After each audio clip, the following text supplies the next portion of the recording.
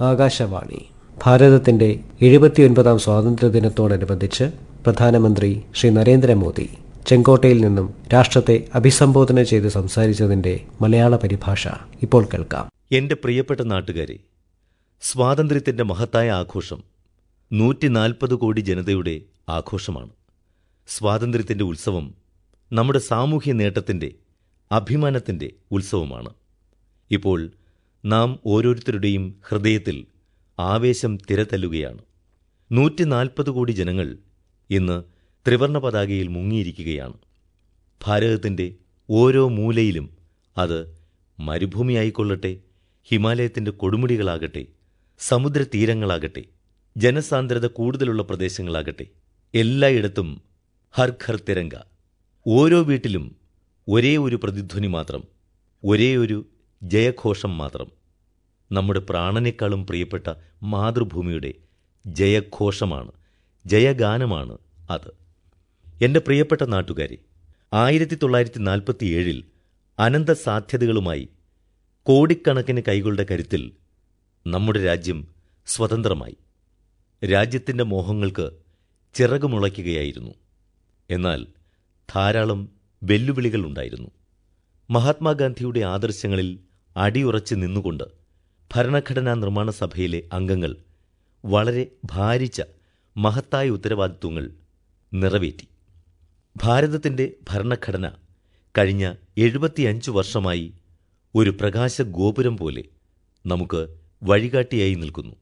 ഭാരതത്തിന്റെ ഭരണഘടനാ നിർമ്മാതാക്കളായ അനേകം മഹാന്മാർ, ഡോക്ടർ രാജേന്ദ്രപ്രസാദ്, അംബേദ്കർ, പണ്ഡിറ്റ് ജവഹർലാൽ നെഹ്റു, സർദാർ വല്ലഭായ് പട്ടേൽ, ഡോക്ടർ സർവേപ്പള്ളി രാധാകൃഷ്ണൻ തുടങ്ങിയവർ മാത്രമല്ല, നമ്മുടെ സ്ത്രീശക്തിയുടെയും ഇക്കാര്യത്തിലുള്ള പങ്ക് അല്പവും കുറവല്ല. ഹംസ മേത്ത, ദാക്ഷായണി വേലായുധൻ തുടങ്ങിയ പല വിദുഷിമാരും ഭാരതത്തിന്റെ ഭരണഘടനയെ സുശക്തമാക്കുവാൻ വളരെ വലിയ പങ്കാണ് വഹിച്ചത്. ഇന്ന് ചെങ്കോട്ടയുടെ മട്ടുപ്പാവിൽ നിന്ന് നമ്മുടെ രാജ്യത്തിന് മാർഗനിർദ്ദേശം നൽകിയ നമ്മുടെ ഭരണഘടനാ നിർമ്മാതാക്കളെ ഈ ആഘോഷവേളയിൽ ആദരപൂർവം ഞാൻ നമിക്കുന്നു. എന്റെ പ്രിയപ്പെട്ട നാട്ടുകാരെ, നമ്മൾ ഇന്ന് ഡോക്ടർ ശ്യാമപ്രസാദ് മുഖർജിയുടെ 125ാം ജയന്തി ആഘോഷിക്കുകയാണ്. ഡോക്ടർ ശ്യാമപ്രസാദ് മുഖർജി ഇന്ത്യൻ ഭരണഘടനയ്ക്ക് വേണ്ടി ബലിദാനിയായ ഭാരതത്തിലെ ആദ്യ മഹാപുരുഷനാണ്. ഭരണഘടനയ്ക്ക് വേണ്ടിയുള്ള ഈ ബലിദാനം ആർട്ടിക്കിൾ 370 എന്ന മതിൽ പൊളിച്ച് ഒരു രാജ്യം ഒരു ഭരണഘടന എന്ന മന്ത്രത്തെ പ്രാവർത്തികമാക്കി. ഇന്ന് നമ്മൾ ഡോക്ടർ ശ്യാമപ്രസാദ് മുഖർജിക്ക് യഥാർത്ഥ ആദരാഞ്ജലികൾ അർപ്പിച്ചു. ഇന്ന് ചെങ്കോട്ടയിൽ ധാരാളം വിശിഷ്ട അതിഥികൾ സന്നിഹിതരാണ്. ദൂരെ ദൂരെയുള്ള ഗ്രാമങ്ങളിൽ നിന്നും പഞ്ചായത്തുകളിൽ നിന്നും ആളുകൾ എത്തിയിട്ടുണ്ട്. ട്രോൺ ദീദിയുടെ പ്രതിനിധികളുമുണ്ട്, ലാഖ്പതി ദീദിയുടെ പ്രതിനിധികളുണ്ട്, കായിക ലോകവുമായി ബന്ധപ്പെട്ടവരുണ്ട്. രാജ്യത്തിനു വേണ്ടി സ്വയം എന്തെങ്കിലും നൽകിയ വിശിഷ്ട വ്യക്തികളുണ്ട്. ഒരു തരത്തിൽ ഇവിടെ എൻ്റെ കൺമുന്നിൽ എനിക്ക് ഒരു ചെറുഭാരതം തന്നെ കാണാൻ കഴിയുന്നു. സാങ്കേതിക വിദ്യയുടെ സഹായത്താൽ വിശാല ഭാരതത്തെ ഈ ചെങ്കോട്ടയിൽ കാണാൻ കഴിയും. ഇന്ന് സ്വാതന്ത്ര്യദിന ആഘോഷവേളയിൽ ലോകം മുഴുവൻ വ്യാപിച്ചു കിടക്കുന്ന ഭാരതവാസികളെ, ഭാരതത്തെ സ്നേഹിക്കുന്നവരെ, സുഹൃത്തുക്കളെ ഹൃദയം കൊണ്ട് ഞാൻ ആശംസിക്കുന്നു. സുഹൃത്തുക്കളെ, പ്രകൃതി നമ്മെയെല്ലാം പരീക്ഷിച്ചുകൊണ്ടിരിക്കുകയാണ്. കഴിഞ്ഞ കുറേ ദിവസങ്ങളായി പ്രകൃതിക്ഷോഭങ്ങളും മണ്ണിടിച്ചിലും മേഘസ്ഫോടനങ്ങളും അങ്ങനെ അനവധി ആപത്തുകളെയാണ് നമ്മൾ നേരിട്ടുകൊണ്ടിരിക്കുന്നത്. ഇരകളായവർക്കൊപ്പം നാമുണ്ട്. സംസ്ഥാന സർക്കാരുകളും കേന്ദ്ര സർക്കാരും യോജിച്ചു നിന്ന് പുനരധിവാസവും ദുരിതാശ്വാസ പ്രവർത്തനങ്ങളും നടത്തുന്നതിൽ വ്യാപൃതരായിരിക്കുന്നു. സുഹൃത്തുക്കളെ, ഈ ആഗസ്റ്റ് 15 പ്രത്യേക പ്രാധാന്യമുണ്ട് എന്ന് ഞാൻ കരുതുന്നു. ചെങ്കോട്ടയുടെ മുകളിൽ നിന്നുകൊണ്ട് ഓപ്പറേഷൻ സിന്ദൂറിൽ പങ്കെടുത്ത ധീര ജവാന്മാരെ അഭിസംബോധന ചെയ്യാൻ കഴിഞ്ഞതിൽ ഞാൻ അഭിമാനിക്കുന്നു. നമ്മുടെ വീരസൈനികർ ശത്രുക്കളെ ശിക്ഷിച്ചത് നമ്മുടെ സങ്കല്പത്തിനും അതീതമാണ്. അത് അഭിനന്ദനീയമാണ്. സഹോദരങ്ങളെ, പഹൽഗാമിൽ ഏപ്രിൽ 22 അതിർത്തി കടന്ന് തീവ്രവാദികൾ നടത്തിയ കൂട്ടക്കൊല കൊടും ക്രൂരതയാണ്. മതം ചോദിച്ചാണ് ആളുകളെ കൊലപ്പെടുത്തിയത്. ഭാര്യയുടെ മുന്നിൽ വെച്ച് ഭർത്താവിനെ വെടിവെച്ച് വീഴ്ത്തി, മക്കളുടെ മുന്നിൽ വെച്ച് അച്ഛനെ വധിച്ചു. ഇന്ത്യ മുഴുവൻ ഇതിനെ എതിർത്തു. ലോകം മുഴുവൻ ഈ കൂട്ടക്കൊലയിൽ വിറങ്ങലിച്ചു. എൻ്റെ പ്രിയപ്പെട്ട നാട്ടുകാരെ, അതിനെതിരെയുള്ള രോഷത്തിൻ്റെ പ്രദർശനമാണ് ഓപ്പറേഷൻ സിന്ദൂർ. ഈ ഏപ്രിൽ 22 ശേഷം നമ്മൾ നമ്മുടെ സൈന്യത്തിന് പൂർണ്ണ സ്വാതന്ത്ര്യം നൽകി. യുദ്ധനയങ്ങൾ അവർ തയ്യാറാക്കി, ലക്ഷ്യം അവർ തീരുമാനിച്ചു. നമ്മുടെ സേന ദശകങ്ങളായി നടന്നിട്ടില്ലാത്ത കാര്യങ്ങൾ ചെയ്തു കാണിച്ചു.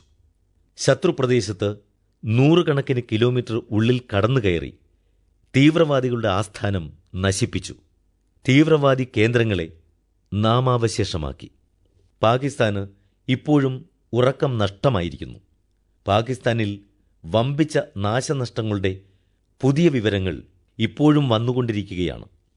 എൻ്റെ പ്രിയപ്പെട്ട ദേശവാസികളെ, കഴിഞ്ഞ കുറേ നൂറ്റാണ്ടുകളായി നമ്മുടെ ദേശം തീവ്രവാദ ഭീഷണിയെ നേരിട്ടുകൊണ്ടിരിക്കുന്നു.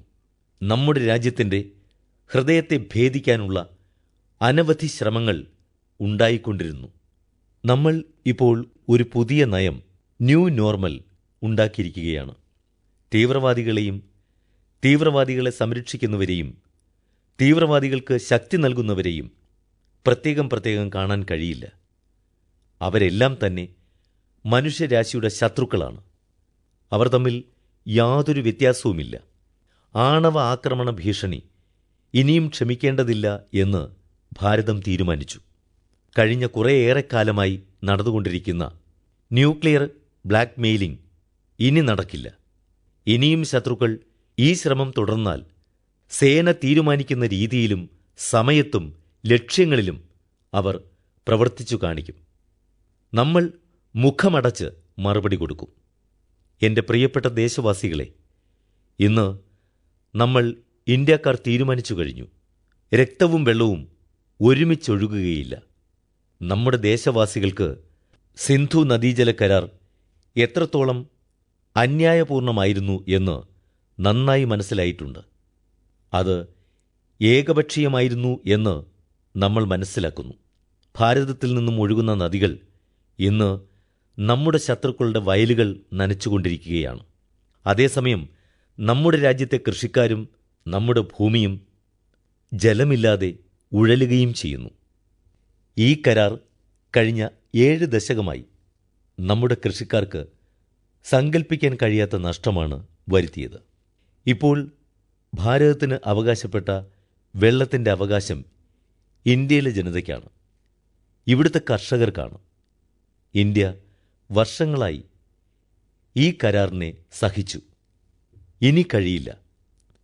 കർഷക താൽപ്പര്യത്തിനും ദേശ താൽപ്പര്യത്തിനും വിരുദ്ധമായ ഈ കരാർ ഇനി അംഗീകരിക്കില്ല. പ്രിയപ്പെട്ട ദേശവാസികളെ, സ്വാതന്ത്ര്യത്തിനായി എണ്ണമറ്റ ആളുകൾ ജീവൻ ബലിയർപ്പിച്ചു. അവർ അവരുടെ യൗവനം മുഴുവൻ തടവറകളിൽ ചെലവഴിച്ചു, തൂക്കിലേറ്റപ്പെട്ടു. അതൊന്നും സ്വന്തമായി എന്തെങ്കിലും നേടാനായിരുന്നില്ല, മറിച്ച് ഭാരതമാതാവിൻ്റെ ആത്മാഭിമാനത്തിനു വേണ്ടി, ദശലക്ഷക്കണക്കിന് ആളുകളുടെ സ്വാതന്ത്ര്യത്തിനു വേണ്ടി അടിമത്തത്തിൻ്റെ ചങ്ങലകൾ പൊട്ടിക്കാനായിട്ടായിരുന്നു.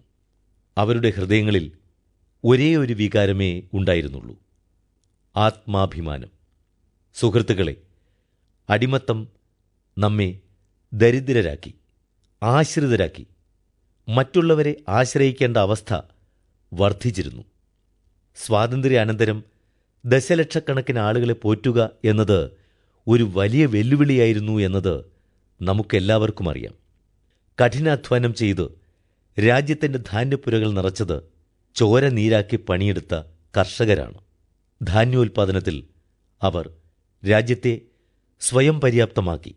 നമ്മുടെ ആത്മഗൗരവത്തിൻ്റെ ഏറ്റവും വലിയ ഉരകല്ല് എന്ന് പറയുന്നത് ഇന്നും നമ്മളുടെ സ്വയം പര്യാപ്തതയാണ്. എൻ്റെ പ്രിയപ്പെട്ട ദേശവാസികളെ, വികസിത ഭാരതത്തിൻ്റെ ആധാരവും അടിസ്ഥാനവും സ്വയം പര്യാപ്തതയാണ്. മറ്റുള്ളവരെ ആശ്രയിക്കുക എന്നത് നമ്മുടെ സ്വാതന്ത്ര്യത്തിനു മേലെയുള്ള ചോദ്യചിഹ്നമാണ്. ആശ്രിതത്വം ശീലമാകുന്നത് ദൗർഭാഗ്യമാണ്. സ്വയം പര്യാപ്തത ഉപേക്ഷിച്ച് നമ്മൾ ആരുടെയെങ്കിലും ആശ്രിതരായി മാറുന്നത് നാം തിരിച്ചറിയുക പോലുമില്ല. ആ സ്വഭാവം അപകടകരമാണ്. അതുകൊണ്ട് സ്വയം പര്യാപ്തരാകാൻ ഓരോ നിമിഷവും നമ്മൾ ജാഗ്രതയോടെയിരിക്കണം. എൻ്റെ പ്രിയപ്പെട്ട ദേശവാസികളെ, സ്വയം പര്യാപ്തത എന്നുള്ളത് കയറ്റുമതിയോ ഇറക്കുമതിയോ മാത്രമല്ല. പൗണ്ട്, ഡോളർ, രൂപ എന്നിവയിൽ ആശ്രയിച്ചിരിക്കുന്നതുമല്ല. അതിൻ്റെ അർത്ഥം അത്ര പരിമിതമല്ല. സ്വയം പര്യാപ്തത നമ്മുടെ കഴിവുമായി ബന്ധപ്പെട്ടിരിക്കുന്നു. സ്വയം പര്യാപ്തത കുറയാൻ തുടങ്ങുമ്പോൾ നമ്മുടെ കാര്യശേഷിയും കുറഞ്ഞുകൊണ്ടിരിക്കും. അതുകൊണ്ട് നമ്മുടെ കഴിവുകളെ വർദ്ധിപ്പിക്കുന്നതിനും നിലനിർത്തുന്നതിനും സ്വയം പര്യാപ്തത അനിവാര്യമാണ്. സുഹൃത്തുക്കളെ, നമ്മൾ ഓപ്പറേഷൻ സിന്ദൂരിൽ മെയ്ക്ക് ഇൻ ഇന്ത്യയുടെ വിസ്മയം കണ്ടു. ശത്രുക്കൾക്ക് മനസ്സിലാക്കാനേ കഴിഞ്ഞില്ല എന്തായുധമാണ് പ്രയോഗിച്ചതെന്ന്. കണ്ണടച്ചു തുറക്കുമ്പോൾ എന്ത് ശക്തിയാണ് അവരെ നശിപ്പിച്ചതെന്ന് ചിന്തിച്ചു നോക്കൂ. നമ്മൾ സ്വയം പര്യാപ്തത നേടിയില്ലായിരുന്നുവെങ്കിൽ ഓപ്പറേഷൻ സിന്ദൂർ എത്രത്തോളം വിജയിക്കുമായിരുന്നു എന്ന്. ആരാണ് നമുക്കാവശ്യമായ ഉപകരണങ്ങൾ നൽകുന്നത്? അല്ലെങ്കിൽ ശരിയായ ഉപകരണങ്ങൾ കിട്ടുമോ എന്നോർത്ത് നമ്മൾ വിഷമിച്ചേനെ. പക്ഷേ മെയ്ക്ക് ഇൻ ഇന്ത്യയുടെ കരുത്തുണ്ടായിരുന്നതിനാൽ നമ്മുടെ സൈന്യം ആത്മധൈര്യത്തോടെ, ഒന്നും ചിന്തിക്കാതെ, തടസ്സമില്ലാതെ, യാതൊരു മടിയുമില്ലാതെ പരാക്രമം കാണിച്ചു. കഴിഞ്ഞ 10 വർഷമായി പ്രതിരോധ രംഗത്ത് സ്വയം പര്യാപ്തത നേടാനുള്ള നമ്മുടെ നിരന്തരമായ ദൗത്യത്തിൻ്റെ ഫലം ഇന്ന് നമ്മൾ കാണുകയാണ്. സുഹൃത്തുക്കളെ, ഞാൻ മറ്റൊരു വിഷയത്തിലേക്ക് നിങ്ങളുടെ ശ്രദ്ധ ആകർഷിക്കുന്നു. 21-ാം നൂറ്റാണ്ട് സാങ്കേതികവിദ്യ മുന്നോട്ടു നയിക്കുന്ന നൂറ്റാണ്ടാണെന്നത് ആർക്കും നിഷേധിക്കാനാവില്ല. നമ്മൾ ചരിത്രത്തിലേക്ക് കണ്ണോടിക്കുമ്പോൾ ഏതെല്ലാം രാജ്യങ്ങൾ ടെക്നോളജിയിൽ അവരുടെ കഴിവ് തെളിയിച്ചിട്ടുണ്ടോ അത്തരം ദേശങ്ങൾ പുരോഗതി നേടിയിട്ടുണ്ട്. അവരുടെ സാമ്പത്തിക ശക്തി പുതിയ പുതിയ തലങ്ങളിലേക്ക് എത്തിയിട്ടുണ്ട്. സെമി കണ്ടക്ടേഴ്സിലേക്ക് ഞാൻ നിങ്ങളുടെ ശ്രദ്ധ ആകർഷിക്കുകയാണ്. ഞാൻ ഈ ചെങ്കോട്ടയിൽ നിൽക്കുന്നത് ഒരു സർക്കാരിനെയോ വ്യക്തിയെയോ വിമർശിക്കാനല്ല. അത് ഞാൻ ആഗ്രഹിക്കുന്നില്ല. എന്നാൽ രാജ്യത്തിലെ യുവതലമുറ അറിയേണ്ടതും അതുപോലെ ആവശ്യമാണ്. 50-60 വർഷങ്ങൾക്ക് മുൻപ് സെമി കണ്ടക്ടറുമായി ബന്ധപ്പെട്ട ഫയലുകൾ നീങ്ങിത്തുടങ്ങിയതാണ്. 50-60 വർഷം മുമ്പേ സെമി കണ്ടക്ടർ ഫാക്ടറി എന്ന ചിന്ത ഉണ്ടായിക്കഴിഞ്ഞിരുന്നു. ഇന്ന് ലോകമെമ്പാടും സെമി കണ്ടക്ടർ മുഴുവൻ ശക്തിയായി മാറിക്കഴിഞ്ഞു. നിങ്ങൾ യുവാക്കൾ അതിശയിക്കും. 50-60 വർഷങ്ങൾക്ക് മുമ്പ് ഈ ആശയം തടസ്സപ്പെടുത്തി മാറ്റിവെച്ചിരുന്നു. സെമി കണ്ടക്ടർ എന്ന ചിന്തയെ തന്നെ ഇല്ലാതാക്കി. അതേസമയം രാജ്യങ്ങൾ ഇന്ന് ഇതിൽ പ്രാവീണ്യം നേടി ലോകത്ത് തങ്ങളുടെ ശക്തി തെളിയിക്കുന്നു. സുഹൃത്തുക്കളെ, ഇന്ന് നമ്മൾ അതിൽ മോചിതരായി മിഷൻ മോഡിൽ സെമി കണ്ടക്ടർ പ്രവർത്തനങ്ങളുമായി മുന്നോട്ടു പോകുന്നു. ഇന്ന് നമ്മൾ അതിൽ നിന്ന് മോചിതരായി മിഷൻ മോഡിൽ സെമി കണ്ടക്ടർ പ്രവർത്തനങ്ങളുമായി മുന്നോട്ടു പോകുന്നു. 6 വ്യത്യസ്ത സെമി കണ്ടക്ടർ യൂണിറ്റുകൾക്ക് രൂപം കൊടുത്തിരിക്കുന്നു. 4 പുതിയ യൂണിറ്റുകൾക്ക് നമ്മൾ പച്ചക്കൊടി കാണിച്ചു കഴിഞ്ഞു. ഇന്ത്യൻ നിർമ്മിത ചിപ്പുകൾ ഈ വർഷം അവസാനത്തോടെ വിപണിയിലെത്തുമെന്ന് എൻ്റെ പ്രിയപ്പെട്ട ജനങ്ങളോട്, പ്രത്യേകിച്ചും യുവാക്കളോടും ഭാരതത്തിൻ്റെ സാങ്കേതികവിദ്യയുടെ ശക്തി മനസ്സിലാക്കുന്നവരോടും ഞാൻ പറയുന്നു. ഞാൻ മറ്റൊരു ഉദാഹരണം നൽകാൻ ആഗ്രഹിക്കുന്നു. ഇന്ന് ഊർജ്ജരംഗത്ത് എല്ലാവർക്കും അറിയാം, നമ്മൾ ഊർജ്ജത്തിനു വേണ്ടി മറ്റു രാജ്യങ്ങളെ ആശ്രയിക്കുന്നുണ്ട്. പെട്രോളാകട്ടെ, ഡീസലാകട്ടെ, ഗ്യാസ് ആകട്ടെ, അവ ലഭ്യമാക്കാൻ ലക്ഷക്കണക്കിന് കോടി രൂപ ചെലവഴിക്കണം. നമ്മൾ ഊർജ്ജരംഗത്ത് സ്വയം പര്യാപ്തത നേടേണ്ടിയിരിക്കുന്നത് അത്യാവശ്യമാണ്. നമ്മൾ ഏറ്റെടുത്ത തീരുമാനത്തിലൂടെ കഴിഞ്ഞ 11 വർഷത്തിൽ സൗരോർജ്ജ ഉൽപ്പാദനം 30 ഇരട്ടി വർദ്ധിക്കുകയാണ്. ജലവൈദ്യുത പദ്ധതി വികസിപ്പിക്കാനും ശുദ്ധമായ ഊർജ്ജം ലഭിക്കാനും കഴിയുന്ന തരത്തിൽ നമ്മൾ പുതിയ അണക്കെട്ടുകൾ നിർമ്മിച്ചുകൊണ്ടിരിക്കുന്നു. ഗ്രീൻ ഹൈഡ്രജൻ മിഷനിൽ ഭാരതം ആയിരക്കണക്കിന് കോടി രൂപ നിക്ഷേപിക്കുന്നുണ്ട്. ഭാവിയിലെ ഊർജ്ജ സ്രോതസ്സിന് ശ്രദ്ധ നൽകിക്കൊണ്ട് ഭാരതം ആണവോർജ്ജ രംഗത്തും പുതിയ കാൽവയ്പ് നടത്തിക്കൊണ്ടിരിക്കുകയാണ്. 10 പുതിയ ന്യൂക്ലിയർ റിയാക്ടറുകൾ സ്ഥാപിക്കുന്നത് വേഗത്തിൽ മുന്നേറിക്കൊണ്ടിരിക്കുന്നു. 2047 സ്വാതന്ത്ര്യം ലഭിച്ചിട്ട് 100 വർഷമാകുമ്പോൾ വികസിത ഭാരതം എന്ന ലക്ഷ്യം കൈവരിക്കാൻ നാം ലക്ഷ്യം വച്ചിട്ടുണ്ട്. ആ വർഷത്തിൽ നമ്മുടെ ആണവോർജ്ജ ശേഷി 10 മടങ്ങിലധികം വർദ്ധിപ്പിക്കാനുള്ള ദൃഢനിശ്ചയത്തിലാണ് നാം മുന്നോട്ടു പോകുന്നത്. എൻ്റെ പ്രിയപ്പെട്ട നാട്ടുകാരെ, പരിഷ്കരണം ഒരു നിരന്തരമായ പ്രക്രിയയാണ്. കാലികമായിട്ടും പരിസ്ഥിതിക്കനുസരിച്ചും നമുക്ക് പരിഷ്കരണം നടത്തേണ്ടി വരും. നമ്മൾ ആണവോർജ്ജവത്തിൻ്റെ മണ്ഡലത്തിൽ വളരെ വലിയ പരിഷ്കാരങ്ങൾ അവതരിപ്പിച്ചിരിക്കുകയാണ്. ഇപ്പോൾ നമ്മൾ സ്വകാര്യ മേഖലയ്ക്ക് വേണ്ടിയും ആണവ ഊർജത്തിൻ്റെ വാതായനങ്ങൾ തുറന്നിട്ടിരിക്കുകയാണ്. അതുവഴി നാം നമ്മുടെ ശക്തി ഒരുമിച്ച് കൂട്ടുവാൻ ആഗ്രഹിക്കുന്നു. എൻ്റെ പ്രിയപ്പെട്ട നാട്ടുകാരെ, ലോകം ഇന്ന് ആഗോളതാപനം എന്ന വിപത്തിലൂടെ കടന്നുപോയിക്കൊണ്ടിരിക്കുകയാണ്. 2030 ആകുമ്പോഴേക്കും ഭാരതത്തിൽ 50% ക്ലീൻ എനർജിയാക്കുക എന്ന ലക്ഷ്യത്തിൽ എത്തും എന്ന് നമ്മൾ തീരുമാനിച്ചു കഴിഞ്ഞിരുന്നു. ഇത് നമ്മുടെ 2030 വരെയുള്ള ലക്ഷ്യമായിരുന്നു. എൻ്റെ പ്രിയപ്പെട്ട നാട്ടുകാരുടെ കഴിവ് നോക്കൂ, നമ്മുടെ ദൃഢപ്രതിജ്ഞ നോക്കൂ. വികസിത ഭാരതം എന്നുള്ള നമ്മുടെ പ്രതിജ്ഞ പൂർണ്ണമാക്കുന്നതിനു വേണ്ടിയുള്ള നമ്മുടെ മുന്നേറ്റം നോക്കൂ. നമ്മൾ 2030 പൂർത്തിയാക്കാൻ നിശ്ചയിച്ചിരുന്ന 50% ക്ലീൻ എനർജി എന്ന ലക്ഷ്യം 2025 തന്നെ നിറവേറ്റിക്കഴിഞ്ഞു. അതായത് 5 വർഷം മുമ്പ് നമ്മൾ ലക്ഷ്യത്തിലെത്തി. കാരണം ഈ ലോകത്തോട് നാം എത്രത്തോളം അനുഭാവമുള്ളവരാണോ അത്രത്തോളം തന്നെ പ്രകൃതിയോടും നമ്മൾ ഉത്തരവാദിത്വമുള്ളവരാണ്. പ്രിയപ്പെട്ട നാട്ടുകാരെ, നമ്മുടെ ബഡ്ജറ്റിൻ്റെ സിംഹഭാഗവും പെട്രോൾ, ഡീസൽ, ഗ്യാസ് ഇവയുടെ ചെലവിനായിട്ടാണ് മാറ്റുന്നത്. ലക്ഷക്കണക്കിന് കോടി രൂപയാണ് അങ്ങനെ ചെലവാകുന്നത്. നമ്മൾ ഊർജത്തിൻ്റെ കാര്യത്തിൽ സ്വയം പര്യാപ്തരായിരുന്നെങ്കിൽ ആ ധനം നമ്മുടെ രാജ്യത്തിലെ യുവാക്കളുടെ ഭാവിക്ക് വേണ്ടി പ്രയോജനപ്പെടുത്താമായിരുന്നു. ആ ധനം നമ്മുടെ രാജ്യത്തെ ദരിദ്രരുടെ ദാരിദ്ര്യം മാറ്റാൻ പ്രയോജനപ്പെടുത്താമായിരുന്നു. ആ ധനം നമ്മുടെ രാജ്യത്തെ കൃഷിക്കാരുടെ നന്മയ്ക്ക് വേണ്ടി പ്രയോജനപ്പെടുത്താമായിരുന്നു. ആ ധനം നമ്മുടെ രാജ്യത്തെ ഗ്രാമങ്ങളിലെ പരിസ്ഥിതിയെ തന്നെ മാറ്റിമറിക്കാൻ പ്രയോജനപ്പെടുത്താമായിരുന്നു. എന്നാൽ ഈ ധനം നമുക്ക് വിദേശികൾക്ക് കൊടുക്കേണ്ടി വരുന്നു. ഇന്ന് നമ്മൾ സ്വയം പര്യാപ്തരാകാൻ പരിശ്രമിച്ചുകൊണ്ടിരിക്കുകയാണ്. നമ്മുടെ രാജ്യത്തെ വികസിത രാഷ്ട്രമാക്കി മാറ്റുന്നതിന് ഇപ്പോൾ നമ്മൾ സമുദ്രമഥനത്തിലേക്കാണ് പോകുന്നത്. നമ്മുടെ സമുദ്രമഥനത്തെ മുന്നോട്ട് കൊണ്ടുപോയി സമുദ്രത്തിനടിയിലുള്ള എണ്ണയുടെ കലവറ, ഗ്യാസിൻ്റെ കലവറ അവയെ അന്വേഷിച്ച് കണ്ടെത്തുന്നതിനായി ഒരു മിഷൻ പ്രാവർത്തികമാക്കാൻ നമ്മൾ ആഗ്രഹിക്കുന്നു. അതിനുവേണ്ടി Bharatam national deep water exploration mission ആരംഭിക്കാൻ പോകുകയാണ്. ഊർജ സ്രോതസ്സിൽ പര്യാപ്തരാകാനുള്ള നമ്മുടെ ഏറ്റവും മഹത്തായ വിളംബരമാണ് ഇത്. പ്രിയപ്പെട്ട നാട്ടുകാരെ, ഇന്ന് ലോകം മുഴുവൻ ക്രിട്ടിക്കൽ മിനറൽസുമായി ബന്ധപ്പെട്ട് വളരെ ജാഗരൂകരാണ്.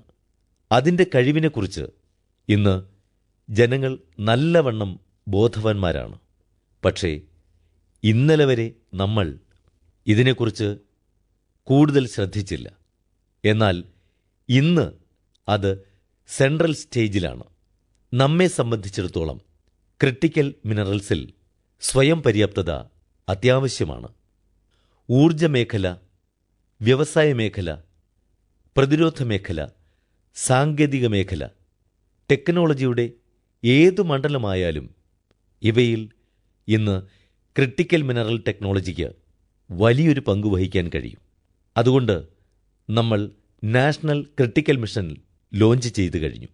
അതിനായി 1200 കൂടുതൽ സ്ഥലങ്ങളിൽ അന്വേഷണ യജ്ഞം ആരംഭിച്ചു കഴിഞ്ഞു. അങ്ങനെ ക്രിട്ടിക്കൽ മിനറൽസിൽ സ്വയം പര്യാപ്തമാകുവാനുള്ള ദിശയിൽ നാം മുന്നോട്ടു പോയിക്കൊണ്ടിരിക്കുകയാണ്.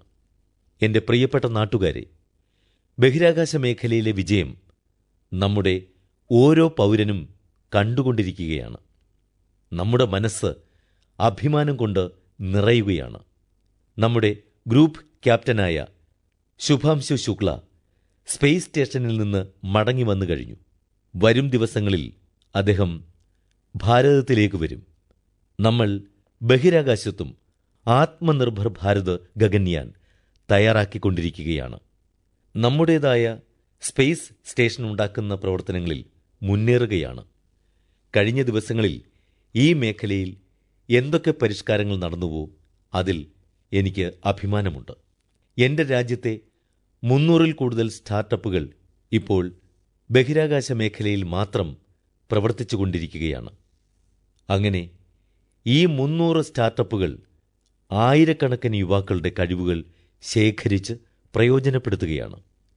ഇതാണ് എൻ്റെ രാജ്യത്തെ യുവാക്കളുടെ ശക്തി. ഇതാണ് നമ്മുടെ രാജ്യത്തെ യുവാക്കളിലുള്ള നമ്മുടെ വിശ്വാസം. എൻ്റെ പ്രിയപ്പെട്ട നാട്ടുകാരെ, 140 കോടി ജനങ്ങൾ 2047, അതായത് സ്വാതന്ത്ര്യം കിട്ടി 100 വർഷം തികയുമ്പോൾ വികസിത ഭാരതം എന്നുള്ള നമ്മുടെ പ്രതിജ്ഞ പൂർണ്ണമാക്കുന്നതിനായി വളരെ ശക്തിയോടെ ഒരുമിച്ച് മുന്നേറുകയാണ്. ഈ പ്രതിജ്ഞ പൂർത്തീകരിക്കുന്നതിനായി ഭാരതം ഇന്ന് ഓരോ മേഖലയിലും ആധുനികമായ എക്കോസിസ്റ്റം തയ്യാറാക്കിക്കൊണ്ടിരിക്കുകയാണ്. ഈ ആധുനിക എക്കോസിസ്റ്റം ഓരോ മണ്ഡലത്തിലും നമ്മുടെ രാഷ്ട്രത്തെ സ്വയം പര്യാപ്തമാക്കും. ഇന്ന് ചെങ്കോട്ടയുടെ മട്ടുപ്പാവിൽ നിന്ന് എൻ്റെ രാജ്യത്തിലെ യുവശാസ്ത്രജ്ഞരെ, എൻ്റെ രാഷ്ട്രത്തിലെ പ്രതിഭാധനരായ യുവാക്കളെ, എൻ്റെ എഞ്ചിനീയർമാരെ, പ്രൊഫഷണലുകളെ, സർക്കാരിൻ്റെ ഓരോ വകുപ്പുകളിലുമുള്ള ഓരോരുത്തരോടും ഞാൻ ആഹ്വാനം ചെയ്യുകയാണ്. എന്താ, നമ്മൾ തദ്ദേശീയമായി നിർമ്മിച്ച ഫൈറ്റർ ജെറ്റിനു വേണ്ടിയുള്ള എഞ്ചിൻ നമ്മുടേത് തന്നെ ആയിരിക്കേണ്ടേ? നമ്മൾ ലോകത്തിൻ്റെ ഫാർമസി എന്നാണ് അറിയപ്പെടുന്നത്. വാക്സിൻ്റെ കാര്യത്തിൽ നമ്മൾ പുതിയ പുതിയ പ്രവർത്തനങ്ങൾ നടത്തിക്കഴിഞ്ഞു. എന്നാൽ ഗവേഷണത്തിലും അതിനോടനുബന്ധമായ വികസനത്തിലും കൂടുതൽ ശക്തരാവണം. നമുക്ക് നമ്മുടേതായിട്ടുള്ള പേറ്റന്റ് ഉണ്ടാകണം. ഇതൊക്കെ കാലികമായിട്ടുള്ള ആവശ്യങ്ങളല്ലേ? ഏറ്റവും വില കുറഞ്ഞ, ഏറ്റവും പ്രയോജനമുള്ള പുതിയ മരുന്നുകൾക്ക് വേണ്ടി ഗവേഷണം നടത്തണം. ഓരോ പ്രതിസന്ധിയിലും പാർശ്വഫലങ്ങളില്ലാതെ മനുഷ്യരാശിയുടെ നന്മയ്ക്കു വേണ്ടി അവ പ്രയോജനപ്പെടുത്തണം. അതിനായി ഭാരതം ബയോ E3 പോളിസി ഉണ്ടാക്കിക്കഴിഞ്ഞിട്ടുണ്ട്. രാജ്യത്തെ യുവജനങ്ങളോട് എനിക്കുള്ള അപേക്ഷ ഇതാണ്: ബയോ E3 പോളിസിയെക്കുറിച്ച് പഠിച്ച് വേണ്ട പ്രവർത്തനങ്ങളിൽ ഏർപ്പെടുക. അതുവഴി രാജ്യത്തിൻ്റെ ഭാഗ്യം മാറ്റിയെഴുതുക. എൻ്റെ പ്രിയപ്പെട്ട നാട്ടുകാരെ, ഇത് വിവരസാങ്കേതിക വിദ്യയുടെ യുഗമാണ്. അപ്പോൾ ഓപ്പറേറ്റിംഗ് സിസ്റ്റം മുതൽ സൈബർ സുരക്ഷ വരെയുള്ള ടിപ്പ് ടേക്ക് മുതൽ ആർട്ടിഫിഷ്യൽ ഇൻ്റലിജൻസ് വരെ എല്ലാ കാര്യങ്ങളും നമ്മുടെ സ്വന്തമായിരിക്കണം. അതിനായി നമ്മുടെ ആൾക്കാരുടെ കഴിവുകൾ പ്രയോജനപ്പെടുത്തണം. നമ്മുടെ സാമർഥ്യവും കഴിവും ലോകത്തിന് പരിചയപ്പെടുത്തണം. സാമൂഹ്യ മാധ്യമങ്ങളിലൂടെയോ ലോകത്തിലെ മറ്റ് പ്ലാറ്റ്ഫോമുകളിലൂടെയോ നാം ഇന്ന് ലോകവേദിയിൽ ജോലി ചെയ്യുകയാണ്. നമ്മുടെ UPI പ്ലാറ്റ്ഫോം ലോകത്തിൽ അത്ഭുതങ്ങൾ സൃഷ്ടിച്ചുകൊണ്ടിരിക്കുകയാണ്. നമുക്ക് കഴിവുണ്ട്. റിയൽ ടൈം ട്രാൻസാക്ഷനിൽ 50% UPI മാധ്യമത്തിലൂടെ നടത്തുന്ന ഏക രാഷ്ട്രമാണ് ഭാരതം. ക്രിയേറ്റീവ് വേൾഡ് സർഗാത്മകതയുടെ വേദിയിലാകട്ടെ, സാമൂഹ്യ മാധ്യമങ്ങളിലാകട്ടെ, എൻ്റെ രാജ്യത്തെ യുവാക്കളെ ഞാൻ വെല്ലുവിളിക്കുകയാണ്. നിങ്ങൾ വരുവിൻ. എന്തുകൊണ്ട് നമ്മുടെ സ്വന്തം പ്ലാറ്റ്ഫോം ആയിക്കൂടാ? നമ്മൾ എന്തിന് മറ്റുള്ളവരെ ആശ്രയിക്കണം? ഭാരതത്തിൻ്റെ ധനം എന്തിനു പുറത്തു പോകണം?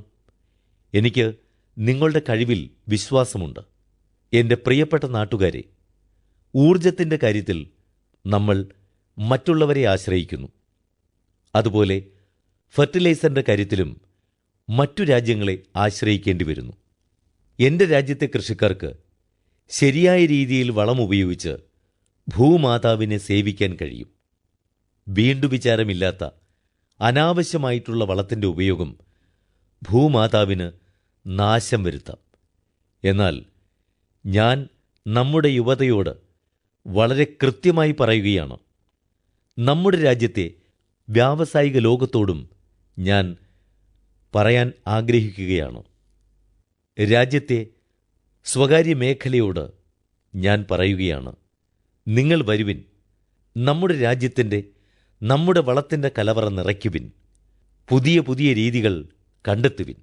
മറ്റുള്ളവരെ ആശ്രയിക്കാതെ നമുക്ക് നമ്മുടേതായ സമൂഹമാധ്യമങ്ങൾ തയ്യാറാക്കാനാകില്ലേ? നമ്മുടെ ധനം എന്തിന് പുറത്തു പോകണം? എനിക്ക് നിങ്ങളുടെ കഴിവിൽ വിശ്വാസമുണ്ട്. എൻ്റെ പ്രിയ സുഹൃത്തുക്കളെ, ഊർജത്തിനായി ലോകത്തെ ആശ്രയിക്കുന്നത് പോലെ വളത്തിനായി ലോകത്തെ ആശ്രയിക്കുന്നത് രാജ്യത്തിൻ്റെ ദൗർഭാഗ്യമാണ്. എൻ്റെ രാജ്യത്തെ കർഷകർക്കും വളങ്ങൾ ശരിയായ രീതിയിൽ ഉപയോഗിച്ച് ഭൂമിയെ സേവിക്കാൻ കഴിയും. വിവേചനരഹിതമായി ഉപയോഗിച്ചുകൊണ്ട് ഭൂമിക്ക് നാം ഒരുപാട് ദോഷമുണ്ടാക്കുന്നു. എന്നാൽ അതേസമയം രാജ്യത്തെ യുവാക്കളോടും വ്യവസായത്തോടും സ്വകാര്യ മേഖലയോടും ഞാൻ പറയാൻ ആഗ്രഹിക്കുന്നു, നമുക്ക് രാജ്യത്തെ കരുതൽ ശേഖരം നിറയ്ക്കാം. നമ്മുടെ ആവശ്യാനുസരണം മറ്റുള്ളവരെ ആശ്രയിക്കാതെ വളങ്ങൾ തയ്യാറാക്കാനുള്ള വഴികൾ കണ്ടെത്താം. സുഹൃത്തുക്കളെ, വരും യുഗം EVയുടേതാണ്. ഇന്ന് EV ബാറ്ററി നമുക്ക് ഉണ്ടാക്കാൻ കഴിയില്ലെങ്കിൽ നമുക്ക് സ്വയം പര്യാപ്തരാകാൻ കഴിയില്ല. പാനലിൻ്റെ കാര്യമാകട്ടെ, ഇലക്ട്രോണിക് വാഹനങ്ങൾക്ക് വേണ്ട സാധനങ്ങളാകട്ടെ, നമുക്ക് നമ്മുടെ സാധനങ്ങൾ നിർമ്മിക്കാൻ കഴിയണ്ടേ? സുഹൃത്തുക്കളെ, ഞാനിത് പറയാൻ ധൈര്യപ്പെടുന്നത് എന്തുകൊണ്ടാണെന്നറിയുമോ? എനിക്ക് നമ്മുടെ രാജ്യത്തെ യുവാക്കളുടെ കഴിവിൽ വിശ്വാസമുണ്ട്. അതുമാത്രമല്ല, കോവിഡ് കാലത്ത് നമ്മൾ പല പല സാധനങ്ങളിലും സ്വയം പര്യാപ്തരായിരുന്നു. അപ്പോൾ ഞാൻ എൻ്റെ യുവാക്കളോട് പറഞ്ഞു, കോവിഡ് വാക്സിൻ നമ്മുടേതാകണം എന്ന്. രാഷ്ട്രം അത് ചെയ്തു കാണിച്ചു. കോവിൻ പ്ലാറ്റ്ഫോം നമ്മുടേതാകണം. അതും രാഷ്ട്രം ചെയ്തു കാണിച്ചു. കോടിക്കണക്കിന് ആൾക്കാരുടെ ജീവൻ രക്ഷിക്കുവാൻ നമുക്ക് കഴിഞ്ഞു. അതേ ആവേശത്തോടെ ജീവിതത്തിൻ്റെ ഓരോ മണ്ഡലത്തിലും സ്വയം പര്യാപ്തരാകാൻ നമുക്കുള്ളതെല്ലാം കൊടുക്കണം. നമുക്കുള്ളതിൽ വെച്ച് ഏറ്റവും ശ്രേഷ്ഠമായത് കൊടുത്തുകൊണ്ടേയിരിക്കണം. സുഹൃത്തുക്കളെ, കഴിഞ്ഞ 11 വർഷം സംരംഭകത്വ മേഖലയിൽ നമുക്ക് വളരെ മഹത്തായ ശക്തി ലഭിച്ചിട്ടുണ്ട്.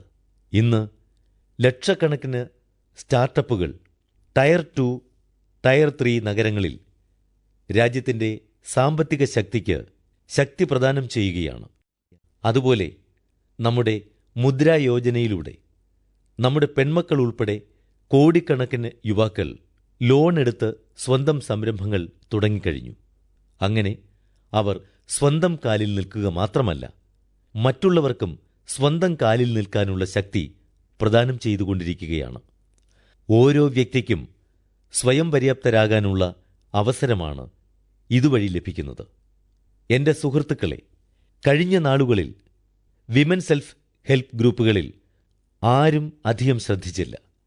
എന്നാൽ കഴിഞ്ഞ 10 വർഷങ്ങളിൽ വിമൻസ് സെൽഫ് ഗ്രൂപ്പ് വളരെ വലിയ നേട്ടമാണ് കൈവരിച്ചത്. ഇന്ന് അവരുടെ ഉൽപ്പന്നങ്ങൾ കമ്പോളത്തിൽ എത്തിക്കഴിഞ്ഞു. കോടിക്കണക്കിന് രൂപയുടെ ബിസിനസ്സാണ് ഇന്ന് നമ്മുടെ വിമൻ സെൽഫ് ഗ്രൂപ്പ് നടത്തിക്കൊണ്ടിരിക്കുന്നത്. ഒരിക്കൽ മൻ കി ബാത്തിൽ ഞാൻ കളിപ്പാട്ടങ്ങളുടെ കാര്യം പറഞ്ഞിരുന്നു. മുൻപ് കോടിക്കണക്കിന് രൂപയുടെ കളിപ്പാട്ടങ്ങൾ വിദേശത്തു നിന്നും കൊണ്ടുവന്നിരുന്നു. ഞാൻ ഇതുപോലെ ഒരു മൻ കി ബാത്തിൽ നമ്മുടെ യുവാക്കളോട് ഇങ്ങനെ എന്തിന് കളിപ്പാട്ടങ്ങൾ വാങ്ങണം എന്ന് ചോദിച്ചിരുന്നു. എന്നാൽ ഇന്ന് എൻ്റെ രാജ്യം കളിപ്പാട്ടങ്ങൾ കയറ്റുമതി ചെയ്യുകയാണ്. നമ്മുടെ രാഷ്ട്രത്തിൻ്റെ കഴിവിന് എല്ലാ തരത്തിലും ഉള്ള അവസരങ്ങൾ ഉണ്ടാകണം. എല്ലാത്തരം തടസ്സങ്ങളിൽ നിന്നും മോചനം ലഭിക്കണം. കൂടുതൽ പ്രവർത്തിക്കുവാൻ പ്രേരിപ്പിക്കണം. ഇതൊക്കെ രാഷ്ട്രത്തിന് ചെയ്യാൻ കഴിയും. നമ്മുടെ രാജ്യത്തെ യുവാക്കളെ നിങ്ങൾ നൂതനമായ ആശയങ്ങളുമായി വരിക. നിങ്ങളുടെ ആശയങ്ങളെ നശിക്കാൻ അനുവദിക്കരുത്. കൂട്ടുകാരെ, ഇന്നത്തെ നിങ്ങളുടെ ആശയങ്ങളും പദ്ധതികളും വരും തലമുറയുടെ ഭാവിയാക്കി മാറ്റാൻ കഴിയുന്നതാണ്. ഞാൻ നിങ്ങളോടൊപ്പം ഉറച്ചു നിൽപ്പുണ്ട്. നിങ്ങളുടെ ഒരു സുഹൃത്തായി പ്രവർത്തിക്കാൻ ഞാൻ തയ്യാറാണ്. നിങ്ങൾ വരിക, ധൈര്യം സംഭരിക്കുക, തുടക്കം കുറിക്കുക, ഉൽപ്പാദനത്തെക്കുറിച്ച് ചിന്തിച്ചു മുന്നേറുക. സർക്കാരിൻ്റെ നയങ്ങളെക്കുറിച്ച് പുനർചിന്ത നടത്തേണ്ടതുണ്ടെങ്കിൽ എന്നോട് പറയുക. ഇനി നമ്മുടെ രാജ്യം എവിടെയും പിന്നിൽ നിൽക്കാൻ ആഗ്രഹിക്കുന്നില്ല. 2047 വിദൂരമല്ല. സുഹൃത്തുക്കളെ, ഓരോ നിമിഷത്തിനും വിലയുണ്ട്. നമ്മൾ ഒരു നിമിഷം പോലും പാഴാക്കാൻ പാടില്ല. സുഹൃത്തുക്കളെ, ഇത് മുന്നേറാനുള്ള അവസരമാണ്. വലിയ വലിയ സ്വപ്നങ്ങൾ കാണാനുള്ള അവസരമാണ്. ചെയ്ത പ്രതിജ്ഞയ്ക്കു വേണ്ടി സ്വയം അർപ്പിക്കാനുള്ള അവസരമാണ്. സർക്കാർ നിങ്ങളോടൊപ്പമുണ്ട്. ഞാൻ നിങ്ങളോടൊപ്പമുണ്ട്. നമുക്ക് ഒരു പുതിയ ചരിത്രം രചിക്കാം. കൂട്ടുകാരെ, ഇന്ന് നാഷണൽ മാനുഫാക്ചറിംഗ് മിഷൻ വളരെ വേഗത്തിൽ പ്രവർത്തിക്കുകയാണ്. നമ്മുടെ MSMEകൾ ലോകം മുഴുവൻ അംഗീകരിച്ചു കഴിഞ്ഞു. ഇന്ന് ലോകത്ത് വലിയ വലിയ വസ്തുക്കൾ ഉണ്ടാക്കുന്നില്ലേ? അവയിൽ ചില ഉപകരണങ്ങൾ നമ്മുടെ MSMEകളും ഉണ്ടാക്കുന്നുണ്ട്. അതിൽ നാം അഭിമാനിക്കുന്നു. എന്നാൽ നാം കൂടുതൽ സമഗ്രവും ഏകീകൃതവുമായ വികസനത്തിൻ്റെ വഴിയെ പോകാനാണ് ആഗ്രഹിക്കുന്നത്. അതുകൊണ്ട് അവയുടെ ശക്തി വർദ്ധിപ്പിക്കണം. ഇക്കാര്യത്തെക്കുറിച്ച് പണ്ടൊരിക്കൽ ഞാൻ ചെങ്കോട്ടയിൽ നിന്ന് തന്നെ പറഞ്ഞിരുന്നില്ലേ? Zero defect, zero effect. ഇന്ന് ഞാൻ വീണ്ടും പറയുന്നു, നാം ലോക കമ്പോളത്തിൽ നമ്മുടെ കഴിവ് തെളിയിക്കണം. എന്നുവച്ചാൽ ഗുണനിലവാരത്തിൽ നിരന്തരമായി നമ്മൾ ഉയരങ്ങൾ കീഴടക്കണം. ലോകം ഗുണനിലവാരത്തെ സ്വാഗതം ചെയ്യുന്നു. നമ്മുടെ ഗുണനിലവാരം ഏറ്റവും മുൻപന്തിയിലാകണം. സർക്കാരും ഇതിനുവേണ്ടി പരിശ്രമിക്കണം. അസംസ്കൃത വസ്തുക്കൾ ലഭ്യമാക്കണം. നമ്മുടെ ഉൽപ്പാദന ചെലവ് എങ്ങനെ കുറയ്ക്കാം? ഇതൊക്കെയാണ് ഇന്ന് ഞാൻ പറയാൻ ആഗ്രഹിക്കുന്നത്. കൂട്ടുകാരെ, വില തുച്ഛം, ഗുണം മെച്ചം എന്നതാകണം ഉൽപ്പാദനത്തിൽ ഏർപ്പെട്ടിരിക്കുന്ന നമ്മുടെയെല്ലാം മന്ത്രം. നമ്മുടെ ഓരോ ഉൽപ്പന്നത്തിൻ്റെയും ഗുണമേന്മ മെച്ചപ്പെട്ടതാക്കണം. എന്നാൽ വില കുറവായിരിക്കുകയും വേണം. ഈ ഒരു ലക്ഷ്യം വെച്ചാകണം നാം മുന്നേറേണ്ടത്. എൻ്റെ പ്രിയപ്പെട്ട നാട്ടുകാരെ, സ്വാതന്ത്ര്യത്തിനു വേണ്ടി അനേകം പേർ സ്വയം ബലിയർപ്പിച്ചു. ഞാൻ നേരത്തെ പറഞ്ഞില്ലേ, അവർ യൗവനം ഹോമിച്ചു, കഴുമരത്തിലേറി. എന്തിന്? ഒരു സ്വതന്ത്ര ഭാരതത്തിനു വേണ്ടി. 75-100 വർഷം മുൻപുള്ള ആ കാലഘട്ടം ഒന്ന് ഓർത്തു നോക്കൂ. രാഷ്ട്രം മുഴുവൻ സ്വതന്ത്ര ഭാരതം എന്ന മന്ത്രവുമായാണ് അന്നു ജീവിച്ചത്. സ്വതന്ത്ര ഭാരതം എന്ന മന്ത്രവുമായി ജീവിച്ചവർ നമുക്ക് സ്വതന്ത്ര ഭാരതം നേടിത്തന്നു. ഇന്ന് 140 കോടി ജനതയുടെ മന്ത്രം സമൃദ്ധ ഭാരതം എന്നതായിരിക്കണം. കോടിക്കണക്കിന് ആളുകളുടെ ആത്മസമർപ്പണത്തിലൂടെ സ്വതന്ത്ര ഭാരതം ഉണ്ടാകാമെങ്കിൽ, കോടിക്കണക്കിന് ആൾക്കാരുടെ പ്രതിജ്ഞയിലൂടെ, പുരുഷാർത്ഥത്തിലൂടെ, സ്വയം പര്യാപ്തതയിലൂടെ, വോക്കൽ ഫോർ ലോക്കൽ എന്ന സ്വദേശി മന്ത്രം ജപിച്ചുകൊണ്ട് സമൃദ്ധ ഭാരതം ഉണ്ടാക്കാൻ കഴിയും. ആ തലമുറ സ്വതന്ത്ര ഭാരതത്തിനു വേണ്ടി സ്വയം ഹോമിച്ചു. ഈ തലമുറ സമൃദ്ധ ഭാരതത്തിനു വേണ്ടി മുന്നേറണം. ഇതാണ് കാലം ആവശ്യപ്പെടുന്നത്. ഞാൻ ഇന്ന് വീണ്ടും വീണ്ടും രാഷ്ട്രത്തോട് പറയുകയാണ്, ഈ മന്ത്രം നേടിയെടുക്കാൻ എന്നെ സഹായിക്കൂ. ഞാൻ എല്ലാ രാഷ്ട്രീയ പാർട്ടികളോടും രാഷ്ട്രീയ നേതാക്കളോടും പറയുകയാണ്, ഇത് ഒരു പ്രത്യേക രാഷ്ട്രീയ പാർട്ടിയുടെ അജണ്ടയല്ല. ഭാരതം നമ്മുടെ എല്ലാവരുടേതുമാണ്.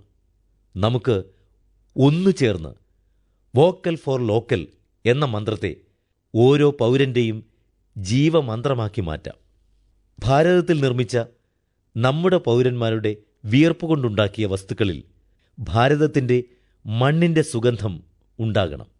അത് നമ്മുടെ സ്വയം പര്യാപ്തത എന്ന പ്രതിജ്ഞയ്ക്ക് ശക്തി പകരണം. നമ്മൾ ആ വസ്തുക്കൾ തന്നെ വാങ്ങും, അവ തന്നെ ഉപയോഗിക്കും എന്ന കാഴ്ചപ്പാടിലൂടെ മുന്നോട്ട് വരണം. ഇത് നമ്മുടെ സാമൂഹിക പ്രതിജ്ഞയാകട്ടെ. നമുക്ക് ലോകം തന്നെ മാറ്റിമറിക്കാൻ കഴിയും. ഇന്ന് ഞാൻ ഓരോ വ്യാപാരിയോടും ചെറുകിട കച്ചവടക്കാരോടും പറയാൻ ആഗ്രഹിക്കുന്നത് ശ്രദ്ധിക്കൂ. ഇത് നിങ്ങളുടെ കൂടെ ചുമതലയാണ്. നമ്മൾ കുട്ടികളായിരുന്നപ്പോൾ കമ്പോളങ്ങളിൽ ശുദ്ധമായ നെയ്യ് വിൽക്കുന്ന കടകൾ കണ്ടിട്ടില്ലേ? നെയ്യ് വിൽക്കുന്ന കട എന്നാണ് അന്ന് ബോർഡിൽ എഴുതിയിരുന്നത്. എന്നാൽ സമയം മാറിയതനുസരിച്ച് ശുദ്ധമായ നെയ്യ് വിൽക്കുന്ന കട എന്ന് എഴുതി തുടങ്ങി. എന്നാൽ ഇവിടെ സ്വദേശി വസ്തുക്കൾ വിൽക്കുന്നു എന്ന ബോർഡ് വയ്ക്കുന്ന വ്യാപാരികളും ചെറുകിട കച്ചവടക്കാരും മുന്നോട്ട് വരണം എന്നാണ് ഞാൻ ഇപ്പോൾ ആഗ്രഹിക്കുന്നത്. സ്വദേശി വസ്തുക്കളിൽ നമ്മൾ അഭിമാനിക്കണം. ഇത് നിർബന്ധിതമായിട്ടല്ല, ഇഷ്ടത്തോടുകൂടി, ശക്തിയുടെ പ്രേരണ കൂടാതെ നാം ഉപയോഗിക്കണം. ആവശ്യം വന്നാൽ മറ്റുള്ളവരെ ശക്തിപ്പെടുത്താനും ഉപയോഗിക്കുക. ഇത് നമ്മുടെ ശക്തിയായി മാറണം, നമ്മുടെ മന്ത്രമായി മാറണം. എൻ്റെ പ്രിയപ്പെട്ട നാട്ടുകാരെ, എനിക്ക് ദീർഘകാലം സർക്കാരിൻ്റെ ഭാഗമായി പ്രവർത്തിക്കാനുള്ള അവസരം ലഭിച്ചു. ഞാൻ പല പല ഉയർച്ചകളും താഴ്ചകളും കണ്ടിട്ടുണ്ട്. സർക്കാരുകളുടെ ബുദ്ധിമുട്ടുകൾ എനിക്ക് സുപരിചിതമാണ്. സർക്കാർ സംവിധാനങ്ങളുടെ വെല്ലുവിളികളും പരിമിതികളും ഞാൻ മനസ്സിലാക്കിയിട്ടുണ്ട്. എന്നാൽ ഇതിനൊക്കെ ഉപരിയായി മറ്റുള്ളവരുടെ നേട്ടങ്ങളെ ചെറുതാക്കുന്നതിനായി നമ്മുടെ ഊർജം കളയാതിരിക്കുക. നമ്മുടെ നിലവാരം വർദ്ധിപ്പിക്കുന്നതിനും നേട്ടങ്ങൾക്കായും മുഴുവൻ ഊർജവും വിനിയോഗിക്കേണ്ടതുണ്ട്. ഇന്ന് നമ്മൾ സ്വയം ഗുണനിലവാരം വർദ്ധിപ്പിച്ചാൽ ലോകം നമ്മെ അംഗീകരിക്കും. സാമ്പത്തിക സ്വാർത്ഥമോഹങ്ങൾ ലോകത്ത് വർദ്ധിച്ചുകൊണ്ടിരിക്കുകയാണ്. അപ്പോൾ പ്രതിസന്ധികളെ ചൊല്ലി വിലപിച്ചിരിക്കാതിരിക്കുക എന്നതാണ് കാലത്തിൻ്റെ ആവശ്യം. സ്വന്തം കരുത്തും നിലനിൽപ്പും മെച്ചപ്പെടുത്താൻ നമ്മൾ പരിശ്രമിക്കണം. 25 വർഷത്തെ ഭരണപരിചയത്തിൻ്റെ അടിസ്ഥാനത്തിൽ എനിക്ക് പറയാൻ കഴിയും, ഈ വഴി നമ്മൾ തിരഞ്ഞെടുക്കുകയാണെങ്കിൽ, അതെല്ലാവരും തിരഞ്ഞെടുത്താൽ പിന്നെ ഒരു സ്വാർത്ഥ താൽപ്പര്യത്തിനും നമ്മെ കീഴ്പ്പെടുത്തുവാൻ കഴിയില്ല.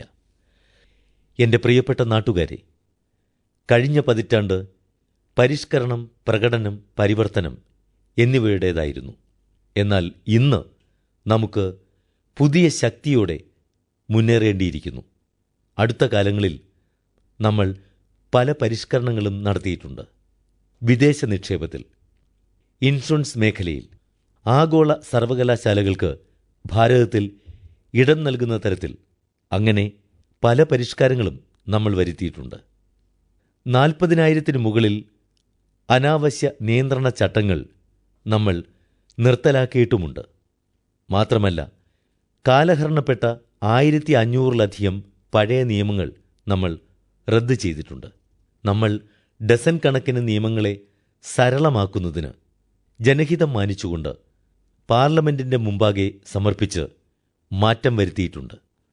കോലാഹലങ്ങൾക്കിടയിലും ഇത്തവണയും ആദായ നികുതി നിയമത്തിൽ വളരെ വലിയ പരിഷ്കാരങ്ങൾ നടത്തിയിട്ടുള്ള വിവരം ജനത്തിന് ലഭിച്ചിട്ടുണ്ടാകണം.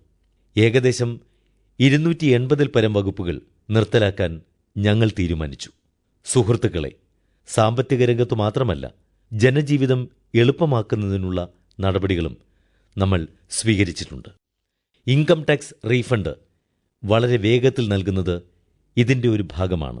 പണരഹിത ഇടപാടുകളും ഈ പരിഷ്കരണങ്ങളുടെ ഭാഗമാണ്. 12 ലക്ഷം രൂപ വരെയുള്ള വരുമാനത്തിന് ആദായനികുതി ഒഴിവ് നൽകിയ നടപടിയാൽ ദേശത്തിൻ്റെ ഭാവി സുരക്ഷിതമാക്കാൻ ഉത്സുകരായ മധ്യവർഗ കുടുംബങ്ങൾ ഇന്ന് അതിരറ്റ സന്തോഷത്തിലാണ്. 12 ലക്ഷം രൂപ വരെ വരുമാന നികുതി ഇല്ലാതാകും എന്ന് ആരും ചിന്തിച്ചിട്ടുണ്ടാവില്ല. പക്ഷേ ഇന്നത് നാം യാഥാർത്ഥ്യമാക്കി. രാജ്യത്തിൻ്റെ കരുത്ത് വർദ്ധിക്കുന്നതോടൊപ്പം ജനതയ്ക്കും നേട്ടമുണ്ടാകുന്നു. ബ്രിട്ടീഷ് ഭരണകാലം മുതൽക്ക് നിലവിലുള്ള ശിക്ഷാ നിയമങ്ങളും നമ്മുടെ മേൽ അടിച്ചേൽപ്പിക്കപ്പെട്ടിരുന്നു. ശിക്ഷയെ നിരന്തരം ഭയന്ന് ജീവിതം തള്ളി നീക്കേണ്ട അവസ്ഥയായിരുന്നു.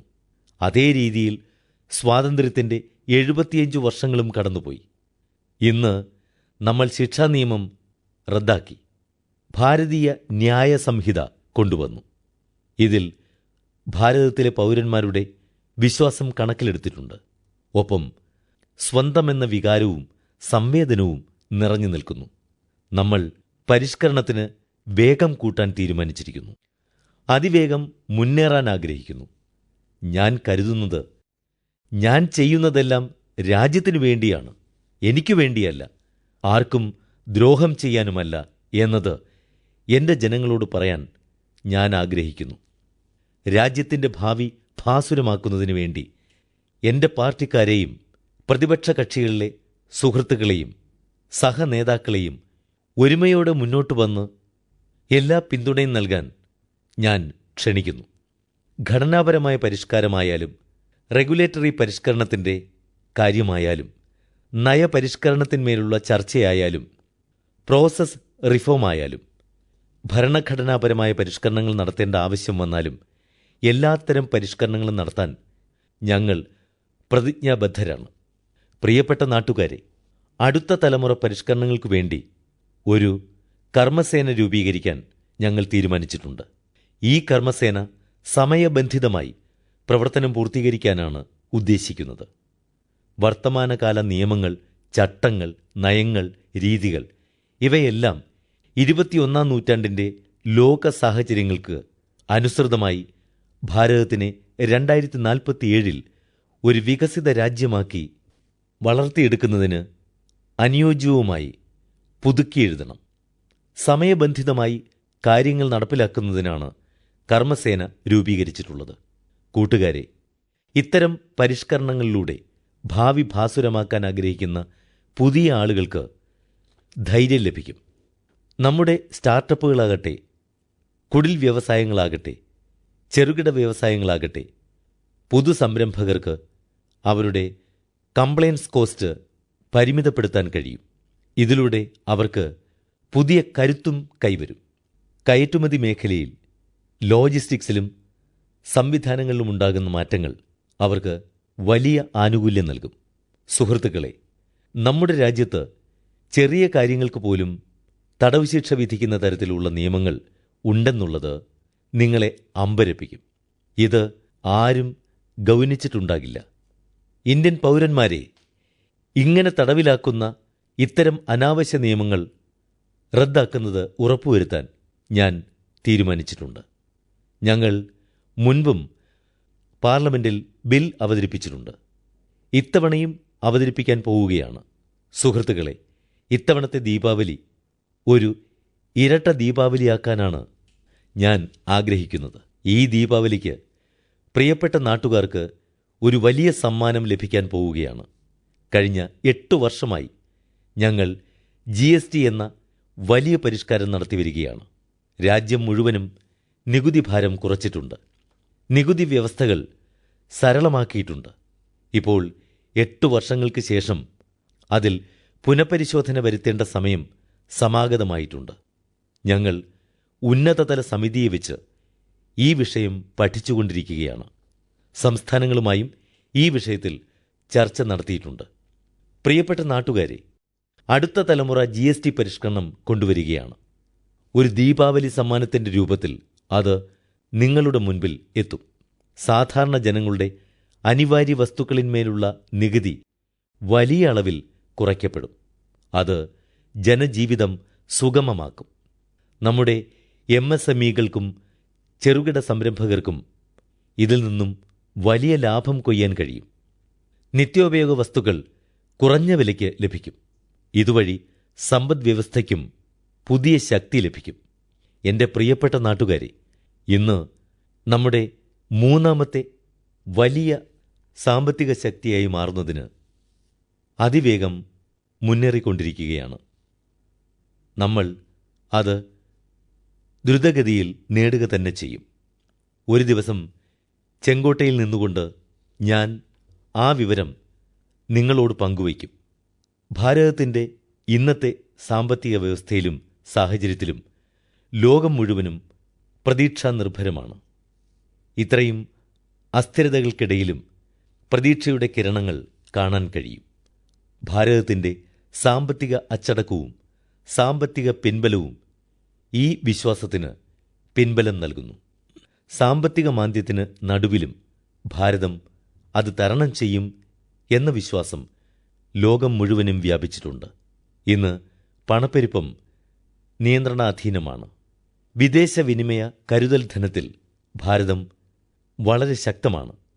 മാക്രോ എക്കണോമിക് സൂചകങ്ങളും ശക്തമാണ്. അതുപോലെ തന്നെ ആഗോള ഏജൻസികൾ നിരന്തരം ഭാരതത്തെ പ്രശംസിക്കുന്നുണ്ട്. ഭാരതത്തിലെ സാമ്പത്തിക വ്യവസ്ഥയിൽ കൂടുതൽ വിശ്വസിക്കുകയും ചെയ്യുന്നുണ്ട്. ഈ വർദ്ധിച്ചു വരുന്ന സാമ്പത്തിക പുരോഗതിയുടെ നേട്ടം എൻ്റെ രാജ്യത്തെ ദരിദ്ര ജനതയ്ക്കും കർഷകർക്കും സ്ത്രീകൾക്കും ഇടത്തരക്കാർക്കും ലഭിക്കുവാനും അതുവഴി എൻ്റെ രാജ്യത്തിൻ്റെ പുരോഗതിയുടെ മാർഗത്തിൽ ശക്തിദായകം ആകുന്നതിനും വേണ്ടുന്ന ശ്രമങ്ങൾ ഞങ്ങൾ നടത്തിവരികയാണ്. ഇന്ന് യുവാക്കൾക്കു വേണ്ടി പുതിയ മേഖലകളിൽ അവസരങ്ങൾ തുറന്നുവരികയാണ്. രാജ്യത്തെ യുവാക്കൾക്കായി നൈപുണ്യ വികസനം, സ്വയം തൊഴിൽ കണ്ടെത്തൽ, വലിയ കമ്പനികളിൽ ഇന്റേൺഷിപ്പ് എന്നിവയിൽ ഒരു വലിയ മുന്നേറ്റം തന്നെ നടന്നുകൊണ്ടിരിക്കുകയാണ്. ഇന്ന് രാജ്യത്തെ യുവാക്കളെ, നിങ്ങൾക്കു വേണ്ടിയും ഞാൻ ഒരു സന്തോഷവാർത്ത കൊണ്ടുവന്നിട്ടുണ്ട്. ഇന്ന് ആഗസ്റ്റ് 15 തന്നെ യുവാക്കൾക്കു വേണ്ടി 1,00,000 കോടി രൂപയുടെ ഒരു പദ്ധതി നടപ്പിലാക്കുകയാണ്. ഇന്നു മുതൽ രാജ്യത്തെ യുവാക്കൾക്കായി പ്രധാനമന്ത്രി വികസിത് ഭാരത് റോസ്ഗാർ യോജന നടപ്പിലാക്കാൻ തുടങ്ങുന്നു എന്നുള്ളത് നിങ്ങൾക്ക് സന്തോഷം തരുന്ന വാർത്തയാണ്. ഈ പദ്ധതിക്ക് കീഴിൽ സ്വകാര്യ മേഖലയിൽ ആദ്യ തൊഴിൽ നേടുന്ന യുവാക്കൾക്ക് ഓരോ മകനും മകൾക്കും 15,000 രൂപ വീതം സർക്കാർ നൽകും. ഏറ്റവും കൂടുതൽ തൊഴിലവസരങ്ങൾ സൃഷ്ടിക്കുന്ന കമ്പനികൾക്കും ഇൻസെന്റീവുകൾ നൽകുന്നതായിരിക്കും. പ്രധാനമന്ത്രി വികസിത ഭാരത തൊഴിൽ പദ്ധതി ഏകദേശം 3.5 കോടി യുവാക്കൾക്ക് തൊഴിലവസരം പ്രദാനം ചെയ്യും. ഈ അവസരത്തിൽ ഞാൻ യുവാക്കൾക്ക് എല്ലാവിധ ആശംസകളും നേരുന്നു. എൻ്റെ പ്രിയപ്പെട്ട നാട്ടുകാരെ, ഇന്ന് സ്ത്രീകളുടെ ശക്തി ഭാരതം തിരിച്ചറിയുന്നു. സാമ്പത്തിക വികസനത്തിൽ നമ്മുടെ സ്ത്രീകളും ഗുണഭോക്താക്കളാണ്. അവർ വളർന്നുവരുന്ന സാമ്പത്തിക വ്യവസ്ഥയുടെ ചാലകശക്തിയുമാണ്. നമ്മുടെ മാതൃശക്തിക്കും സ്ത്രീശക്തിക്കും ഇതിൽ വലിയ പങ്കുണ്ട്. സ്റ്റാർട്ടപ്പ് മുതൽ ബഹിരാകാശ മേഖല വരെ നമ്മുടെ പെൺമക്കൾ ഇന്ന് കീഴടക്കിയിരിക്കുന്നു. അവർ കളിക്കളങ്ങളിൽ നിറസാന്നിധ്യമാവുകയും സൈന്യത്തിൽ ശോഭിക്കുകയും അഭിമാനത്തോടുകൂടി തോളോടു തോൾ ചേർന്ന് രാജ്യത്തിൻ്റെ വികാസ പഥത്തിൽ പങ്കുചേരുകയും ചെയ്യുന്നു. നാഷണൽ ഡിഫൻസ് അക്കാഡമിയുടെ ആദ്യത്തെ വനിതാ ബാച്ചിൻ്റെ പാസിംഗ് ഔട്ട് കണ്ട് രാജ്യം അഭിമാനപൂരിതമായി. രാജ്യമൊട്ടാകെ പുളകം കൊണ്ടു. എല്ലാ TV ചാനലുകളും അവർക്ക് പിന്നാലെ പാഞ്ഞു. എത്ര മഹത്തായ അഭിമാന നിമിഷങ്ങൾ! 10 കോടി സ്വയം സഹായ സംഘങ്ങൾ എത്ര അതിശയകരമായ പ്രകടനമാണ് കാഴ്ചവെച്ചുകൊണ്ടിരിക്കുന്നത്. നമോ ഡ്രോൺ ദീദി നാരിശക്തി പുതിയ മുഖമായി മാറി. ഞാൻ കണ്ട ഒരു ഗ്രാമീണ സഹോദരി അഭിമാനപൂർവം പറഞ്ഞത് അവളെ ഗ്രാമം ഇന്ന് പൈലറ്റ് എന്നാണ് വിളിക്കുന്നത് എന്നാണ്. വലിയ വിദ്യാഭ്യാസമൊന്നുമില്ലെങ്കിലും അവൾക്ക് വലിയ അന്തസ്സാണ് കൈവന്നത്. കൂട്ടുകാരെ, ഞങ്ങൾ 3 കോടി സ്ത്രീകളെ ലാഖ്പതി ദീദി ആക്കുന്നതിനുള്ള ദൃഢനിശ്ചയം എടുത്തിരുന്നു. അതിലേക്ക് അതിവേഗം പ്രവർത്തിച്ചുകൊണ്ടിരിക്കുന്നു. 3 കോടി എന്ന ലക്ഷ്യം സാകാരമാക്കും. നിശ്ചിത സമയത്തിനു മുൻപ് ഈ ലക്ഷ്യം നേടാൻ കഴിയും എന്നാണ് വിശ്വസിക്കുന്നത്. എൻ്റെ നാരീശക്തിയുടെ കരുത്തു കാണൂ. ഇന്ന് 2 കോടി മഹിളകൾ ലാഖ്പതി ദീദിയായി മാറി എന്ന വിവരം സന്തോഷത്തോടുകൂടി നിങ്ങളെ അറിയിക്കാൻ ഞാൻ ആഗ്രഹിക്കുന്നു. ഇന്ന് കുറച്ച് ലാഖ്പതി ദീദിമാർ നമ്മുടെ മുന്നിലിരിപ്പുണ്ട്. ഇതാണ് എൻ്റെ കരുത്ത്. സുഹൃത്തുക്കളെ, ഇന്ത്യയുടെ വികസനയാത്രയിൽ വനിതകളുടെ പങ്കാളിത്തത്തെ ഇത് വർദ്ധിപ്പിക്കും എന്ന് ഞാൻ വിശ്വസിക്കുന്നു. എൻ്റെ പ്രിയപ്പെട്ട നാട്ടുകാരെ, എൻ്റെ രാജ്യത്തെ കർഷകർ ഭാരതത്തിൻ്റെ സാമ്പത്തിക വ്യവസ്ഥയിൽ വലിയ സംഭാവന നൽകിയിട്ടുണ്ട്. ഭാരതത്തിലെ കൃഷിക്കാരുടെ കഠിനാധ്വാനം ഫലം തരുന്നു. കഴിഞ്ഞ വർഷം ധാന്യങ്ങളുടെ ഉൽപ്പാദനത്തിൽ എൻ്റെ രാജ്യത്തെ കർഷകർ പഴയ റെക്കോർഡുകളെല്ലാം ഭേദിച്ചു. അത് എൻ്റെ രാജ്യത്തിൻ്റെ കഴിവിനുള്ള തെളിവാണ്. ഭൂമി പഴയതു തന്നെ, എന്നാൽ വ്യവസ്ഥയിലും സംവിധാനങ്ങളിലും വന്ന മാറ്റങ്ങൾ, അതായത് ജലസേചനം, ഗുണമേന്മയുള്ള വിത്തുകൾ, കർഷകർക്ക് മെച്ചപ്പെട്ട സൗകര്യങ്ങൾ എന്നിവ ലഭിക്കാൻ തുടങ്ങിയപ്പോൾ അവർ അവരുടെ രാജ്യത്തിനു വേണ്ടി കഴിവ് തെളിയിച്ചു. ഇന്ന് ഭാരതം പാല്, പരിപ്പ്, ചണം എന്നിവയുടെ ഉൽപ്പാദനത്തിൽ ലോകത്തിൽ 1-ാം സ്ഥാനം അലങ്കരിക്കുന്നു. ഇന്ന് മത്സ്യോൽപാദനത്തിൽ ലോകത്തിൽ 2-ാം സ്ഥാനം ഭാരതത്തിനാണ്. നമ്മുടെ മത്സ്യമേഖലയിലെ സഹോദരീ സഹോദരന്മാരുടെ ശക്തി നോക്കൂ. ഇന്ന് ഭാരതം ഗോതമ്പ്, അരി, പഴങ്ങൾ, പച്ചക്കറികൾ എന്നിവയുടെ ഉൽപ്പാദനത്തിൽ ലോകത്ത് 2-ാം സ്ഥാനത്താണ്. സുഹൃത്തുക്കളെ, നമ്മുടെ രാജ്യത്തെ കർഷകരുടെ ഉൽപ്പന്നങ്ങൾ ലോക കമ്പോളത്തിൽ ഇടം നേടി എന്നത് സന്തോഷവാർത്തയാണ്. 4 ലക്ഷം കോടി രൂപയുടെ മൂല്യമുള്ള കാർഷിക ഉൽപ്പന്നങ്ങളുടെ കയറ്റുമതി നടന്നിട്ടുണ്ട്. ഇതിലൂടെ നമ്മുടെ രാജ്യത്തെ കർഷകരുടെ ശക്തി അവർ കാട്ടിത്തന്നു. ചെറിയ കർഷകരാകട്ടെ, മത്സ്യത്തൊഴിലാളികളാകട്ടെ, ക്ഷീരകർഷകരാകട്ടെ, അവരെയൊക്കെ വികസന പദ്ധതികളിൽ ഗുണഭോക്താക്കളാക്കി നമ്മൾ മാറ്റിയിരിക്കുന്നു. PM കിസാൻ സമ്മാൻ നിധി, മഴവെള്ള സംഭരണം, ജലസേചന പദ്ധതികൾ, ഗുണമേന്മയുള്ള വിത്തുകളുടെ വിതരണം, വളം എന്നിങ്ങനെ എല്ലാ മേഖലകളിലുമുള്ള പങ്കാളിത്തം കർഷകർക്ക് ആത്മവിശ്വാസം വർദ്ധിപ്പിക്കുന്നു. ഇതിനു പുറമെ ഫസൽ ബീമാ യോജനയും അവർക്ക് കരുത്തേകുന്നു. അത് അവർക്ക് നൽകുന്ന പുതിയ ഊർജം രാജ്യത്തിന് കരുത്തേകുന്നു. മുൻപ് ഇത് സ്വപ്നമായിരുന്നുവെങ്കിൽ ഇന്നത് യാഥാർത്ഥ്യമായിരിക്കുന്നു. നാട്ടുകാരെ, മനുഷ്യർക്കു വേണ്ടി മുമ്പ് കോവിഡ് വാക്സിൻ സൗജന്യമായി നൽകിയത് നമുക്കറിയാം. എന്നാൽ നമ്മുടെ രാജ്യത്തെ നാൽക്കാലികളെ രക്ഷിക്കുന്നതിന് 125 കോടി ഡോസ് വാക്സിൻ സൗജന്യമായി മൃഗങ്ങൾക്ക് നൽകിയിട്ടുണ്ട്. ഫുട്ട് ആൻഡ് മൗത്ത് ഡിസീസിൽ നിന്ന്, അതായത് കുളമ്പ് രോഗത്തിൽ നിന്ന് രക്ഷിക്കുന്നതിന് 125 കോടി ഡോസ് വാക്സിൻ പ്രതിരോധ കുത്തിവയ്പ് നൽകിക്കഴിഞ്ഞു. അതും സൗജന്യമായി. കാർഷിക വൃത്തിയിൽ മറ്റു മേഖലകളിൽ നിന്നും പിന്നാക്കം നിൽക്കുന്ന 100 ജില്ലകളെ തെരഞ്ഞെടുത്തു. അവിടുത്തെ കർഷകരെ ശാക്തീകരിച്ച് അവരെ പ്രബലരാക്കുന്നതിനു വേണ്ടി സഹായഹസ്തം എത്തിക്കുന്നതിനുള്ള ശ്രമത്തിന്റെ ഭാഗമായി PM ധനധാന്യ കൃഷി യോജന വഴി പിന്നാക്കം നിൽക്കുന്ന രാജ്യത്തെ 100 ജില്ലകളിലെ കർഷകരെ മുഖ്യധാരയിലെത്തിക്കാൻ കഴിയും. എൻ്റെ പ്രിയപ്പെട്ട നാട്ടുകാരെ, ഭാരതത്തിലെ കർഷകർ, മത്സ്യത്തൊഴിലാളികൾ, ക്ഷീരകർഷകർ എന്നിവർ നമുക്ക് പ്രഥമഗണനീയരാണ്. ഭാരതത്തിലെ കർഷകർ, മത്സ്യത്തൊഴിലാളികൾ, ക്ഷീരകർഷകർ എന്നിവർക്ക് നേരെയുള്ള അനീതിക്കെതിരായി മോദി ഒരു സംരക്ഷണ ഭിത്തിയായി നിലകൊള്ളുന്നു. ഭാരതത്തിലെ കർഷകർ, മത്സ്യത്തൊഴിലാളികൾ, ക്ഷീരകർഷകർ എന്നിവരുടെ ക്ഷേമകാര്യത്തിൽ ഒരു വിട്ടുവീഴ്ചയ്ക്കും രാജ്യം തയ്യാറല്ല. പ്രിയപ്പെട്ട നാട്ടുകാരെ, ദാരിദ്ര്യം എന്താണ് എന്ന് എനിക്ക് പുസ്തകങ്ങളിലൂടെ വായിച്ചറിയേണ്ടി വന്നിട്ടില്ല. സർക്കാരിൻ്റെ ഭാഗമായിരുന്നതിനാൽ എനിക്കറിയാം, സർക്കാർ എന്നത് ഫയലുകളിൽ മാത്രം ഒതുങ്ങിക്കൂടേണ്ടതല്ല. എൻ്റെ പരിശ്രമം അതിനാണ് രാജ്യത്തെ പൗരന്മാരുടെ ജീവിതത്തിൽ സർക്കാർ എന്നും ഒപ്പമുണ്ടാകേണ്ടതാണ്. ദളിതർ, പീഡിതർ, ചൂഷിതർ, ബഹിഷ്കൃതർ എന്നിവർക്കു വേണ്ടിയും സർക്കാർ സകാരാത്മകമായി നിലകൊള്ളേണ്ടതുണ്ട്. സർക്കാരിനെ ഗുണവത്തും ജനാനുകൂല്യവും ആക്കുന്നതിനുള്ള നിരന്തര ശ്രമത്തിലാണ് ഞങ്ങൾ. സമൂഹത്തിലെ അർഹതപ്പെട്ട വിഭാഗങ്ങൾക്കു വേണ്ടി പണ്ട് മുതൽക്കേ പദ്ധതികളുണ്ട് എന്നൊരു ധാരണ പരക്കെ ഉണ്ട്. ഇല്ല, ഇന്ന് ഞങ്ങളെല്ലാ പദ്ധതികളും താഴെ തലത്തിൽ പ്രാവർത്തികമാക്കിക്കൊണ്ടിരിക്കുകയാണ്, ജനങ്ങളിലേക്ക് എത്തിച്ചുകൊണ്ടിരിക്കുകയാണ്. ഞങ്ങൾ പൂരിത അവസ്ഥ ലക്ഷ്യമിട്ടുകൊണ്ട് പ്രവർത്തിക്കുകയാണ്.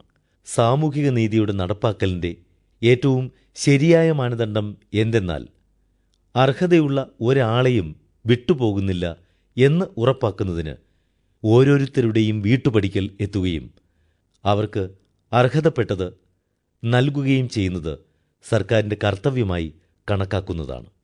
ജൻധൻ അക്കൗണ്ട് തുടങ്ങിയപ്പോൾ അത് ഒരു ബാങ്ക് അക്കൗണ്ട് തുറക്കുന്നത് മാത്രമായിരുന്നില്ല. വാസ്തവത്തിൽ അത് ജനങ്ങളുടെ ആത്മാഭിമാനം ഉയർത്തുന്ന ഒരു നടപടിയാണ്.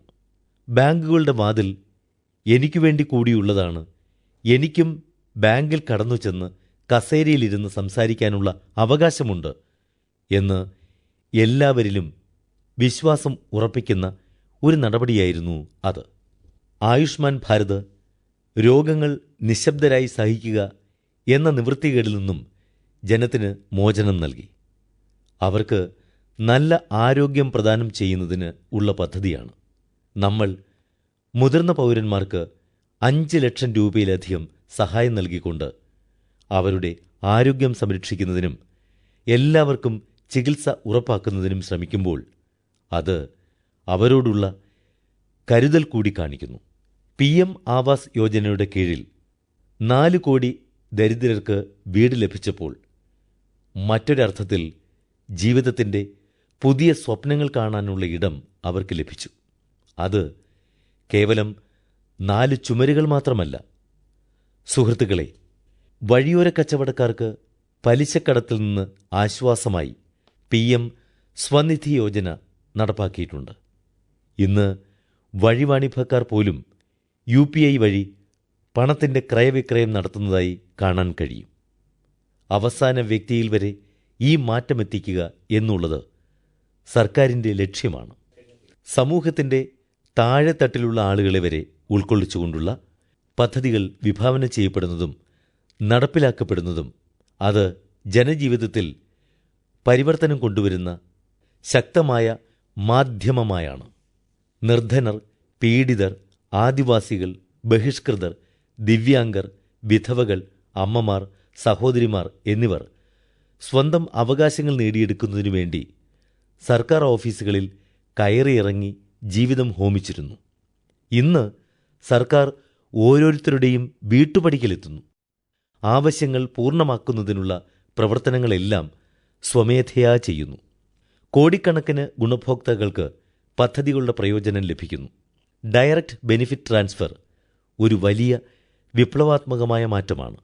കൂട്ടുകാരെ, ദാരിദ്ര്യ നിർമ്മാർജ്ജനത്തിൻ്റെ മുദ്രാവാക്യം രാജ്യം ഒരുപാട് കേട്ടിരിക്കുന്നു. ചെങ്കോട്ടയിൽ നിന്ന് തന്നെ കേട്ടിരിക്കുന്നു. രാജ്യം ഇത് കേട്ട് തഴമ്പിച്ചിരിക്കുന്നു. രാജ്യത്തെ ദാരിദ്ര്യം ഒരിക്കലും മാറില്ല എന്ന് തന്നെ വിശ്വസിക്കാൻ ജനങ്ങൾ ബാധ്യസ്ഥരായി. പക്ഷേ പദ്ധതികൾ ഞങ്ങൾ ദരിദ്രരുടെ വാതിലുകളിൽ എത്തിക്കുമ്പോൾ ഞങ്ങൾ അവരുടെ ഹൃദയങ്ങളിൽ ആത്മവിശ്വാസത്തിൻ്റെ വിത്തുപാകുകയാണ്. അപ്പോൾ നമ്മുടെ രാജ്യത്ത് 25 കോടി ദരിദ്രർ ദാരിദ്ര്യത്തെ പരാജയപ്പെടുത്തി അതിൽ നിന്ന് പുറത്തുവന്ന ഒരു പുതിയ ചരിത്രം സൃഷ്ടിക്കുകയാണ്. ഇന്ന് 25 കോടി ദരിദ്രർ കഴിഞ്ഞ 10 വർഷത്തിനിടയിൽ ദാരിദ്ര്യത്തെ തോൽപ്പിച്ച് മുഖ്യധാരയിലെത്തി. അങ്ങനെ ഒരു നിയോ മിഡിൽ ക്ലാസ് രൂപപ്പെടുത്തുന്നു. എൻ്റെ കൂട്ടുകാരെ, ഈ നിയോ മിഡിൽ ക്ലാസും നിലവിലെ മധ്യവർഗവും തമ്മിൽ രൂപപ്പെടുന്ന ഒരു പുത്തൻ കൂട്ടായ്മയിൽ ഉരുത്തിരിയുന്ന ഉത്കർഷേച്ഛ, അതിനെ സാകാരമാക്കുന്നതിനുള്ള പ്രയത്നം ഇവ രാജ്യത്തെ മുന്നോട്ട് നയിക്കുന്നതിനുള്ള വർദ്ധിതമായ കരുത്ത് നൽകുന്നു. പ്രിയപ്പെട്ട നാട്ടുകാരെ, അടുത്തുതന്നെ സാമൂഹിക പരിഷ്കർത്താവായിരുന്ന മഹാത്മാ ജ്യോതിബ ഫൂലെയുടെ 200ാം ജന്മവാർഷികം നമ്മൾ ആഘോഷിക്കുകയാണ്. മഹാത്മാ ജ്യോതിബ ഫൂലെയുടെ സിദ്ധാന്തങ്ങളിൽ പ്രഥമഗണനീയവും പ്രേരണാദായകവുമായ മന്ത്രമാണ് പിന്നാക്കക്കാർക്ക് മുൻഗണന എന്നുള്ളത്. പിന്നാക്കക്കാർക്ക് മുൻഗണന നൽകിക്കൊണ്ട് ഞങ്ങൾ പരിഷ്കരണത്തിൻ്റെ കൊടുമുടികൾ കീഴടക്കാൻ ആഗ്രഹിക്കുന്നു. സുതാര്യമായ നയങ്ങളിലൂടെ പിന്നാക്കക്കാർക്ക് മുൻഗണന എന്ന നയം നമുക്കെത്തണം. താഴെത്തട്ടിൽ വരെ യാഥാർത്ഥ്യമാക്കി അത് ഓരോ പിന്നാക്കക്കാരനായ വ്യക്തിയുടെയും ജീവിതത്തിലെത്തിക്കണം. സുഹൃത്തുക്കളെ, വഴിവാണിഭക്കാർക്കുള്ള PM സ്വനിധി യോജനയായാലും നൈപുണ്യത്തോടെ പണിയെടുക്കുന്ന കരകൗശല വിദഗ്ധർക്കുള്ള വിശ്വകർമ്മ യോജനയുടെ കാര്യമായാലും ആദിവാസികളെപ്പോലെ പിന്നാക്കക്കാരായിട്ടുള്ള ആൾക്കാർക്ക് വേണ്ടിയുള്ള PM ജൻ മൻ യോജന ആയാലും നമ്മുടെ കിഴക്കൻ ഭാരതത്തിന് വികസനത്തിൻ്റെ കാര്യത്തിൽ രാജ്യത്തെ മറ്റു സ്ഥലങ്ങളുമായി തുല്യതയിൽ എത്തിക്കുന്നതിനായുള്ള പ്രവർത്തനങ്ങളായാലും ഞങ്ങൾ സാമൂഹികമായി പിന്നാക്കമായവർക്ക് മാത്രമല്ല, പിന്നാക്കമായ പ്രദേശങ്ങൾക്കും പ്രാമുഖ്യം നൽകാൻ ആഗ്രഹിക്കുന്നു. 100 ആസ്പിറേഷണൽ ഡിസ്ട്രിക്ട്സ്, 500 ആസ്പിറേഷണൽ ബ്ലോക്സ് എന്നിവയ്ക്ക് വേണ്ടി ഞങ്ങൾ പ്രവർത്തിക്കുന്നു. ഞങ്ങൾ കിഴക്കൻ ഭാരതത്തിൻ്റെ പുരോഗമനത്തിനു വേണ്ടി ആയിരക്കണക്കിന് കോടി രൂപയുടെ അടിസ്ഥാന സൗകര്യ വികസന പദ്ധതികൾക്ക് പ്രാധാന്യം നൽകിയിട്ടുണ്ട്. ഇതിലൂടെ ഞങ്ങൾ കിഴക്കൻ ഭാരതത്തിലെ ജനങ്ങളെ അടിമുടി മാറ്റാനും രാജ്യത്തിൻ്റെ വികസനയാത്രയിൽ ആ പ്രദേശത്തെ സജീവമാക്കാനുമുള്ള പ്രയത്നത്തിലാണ്.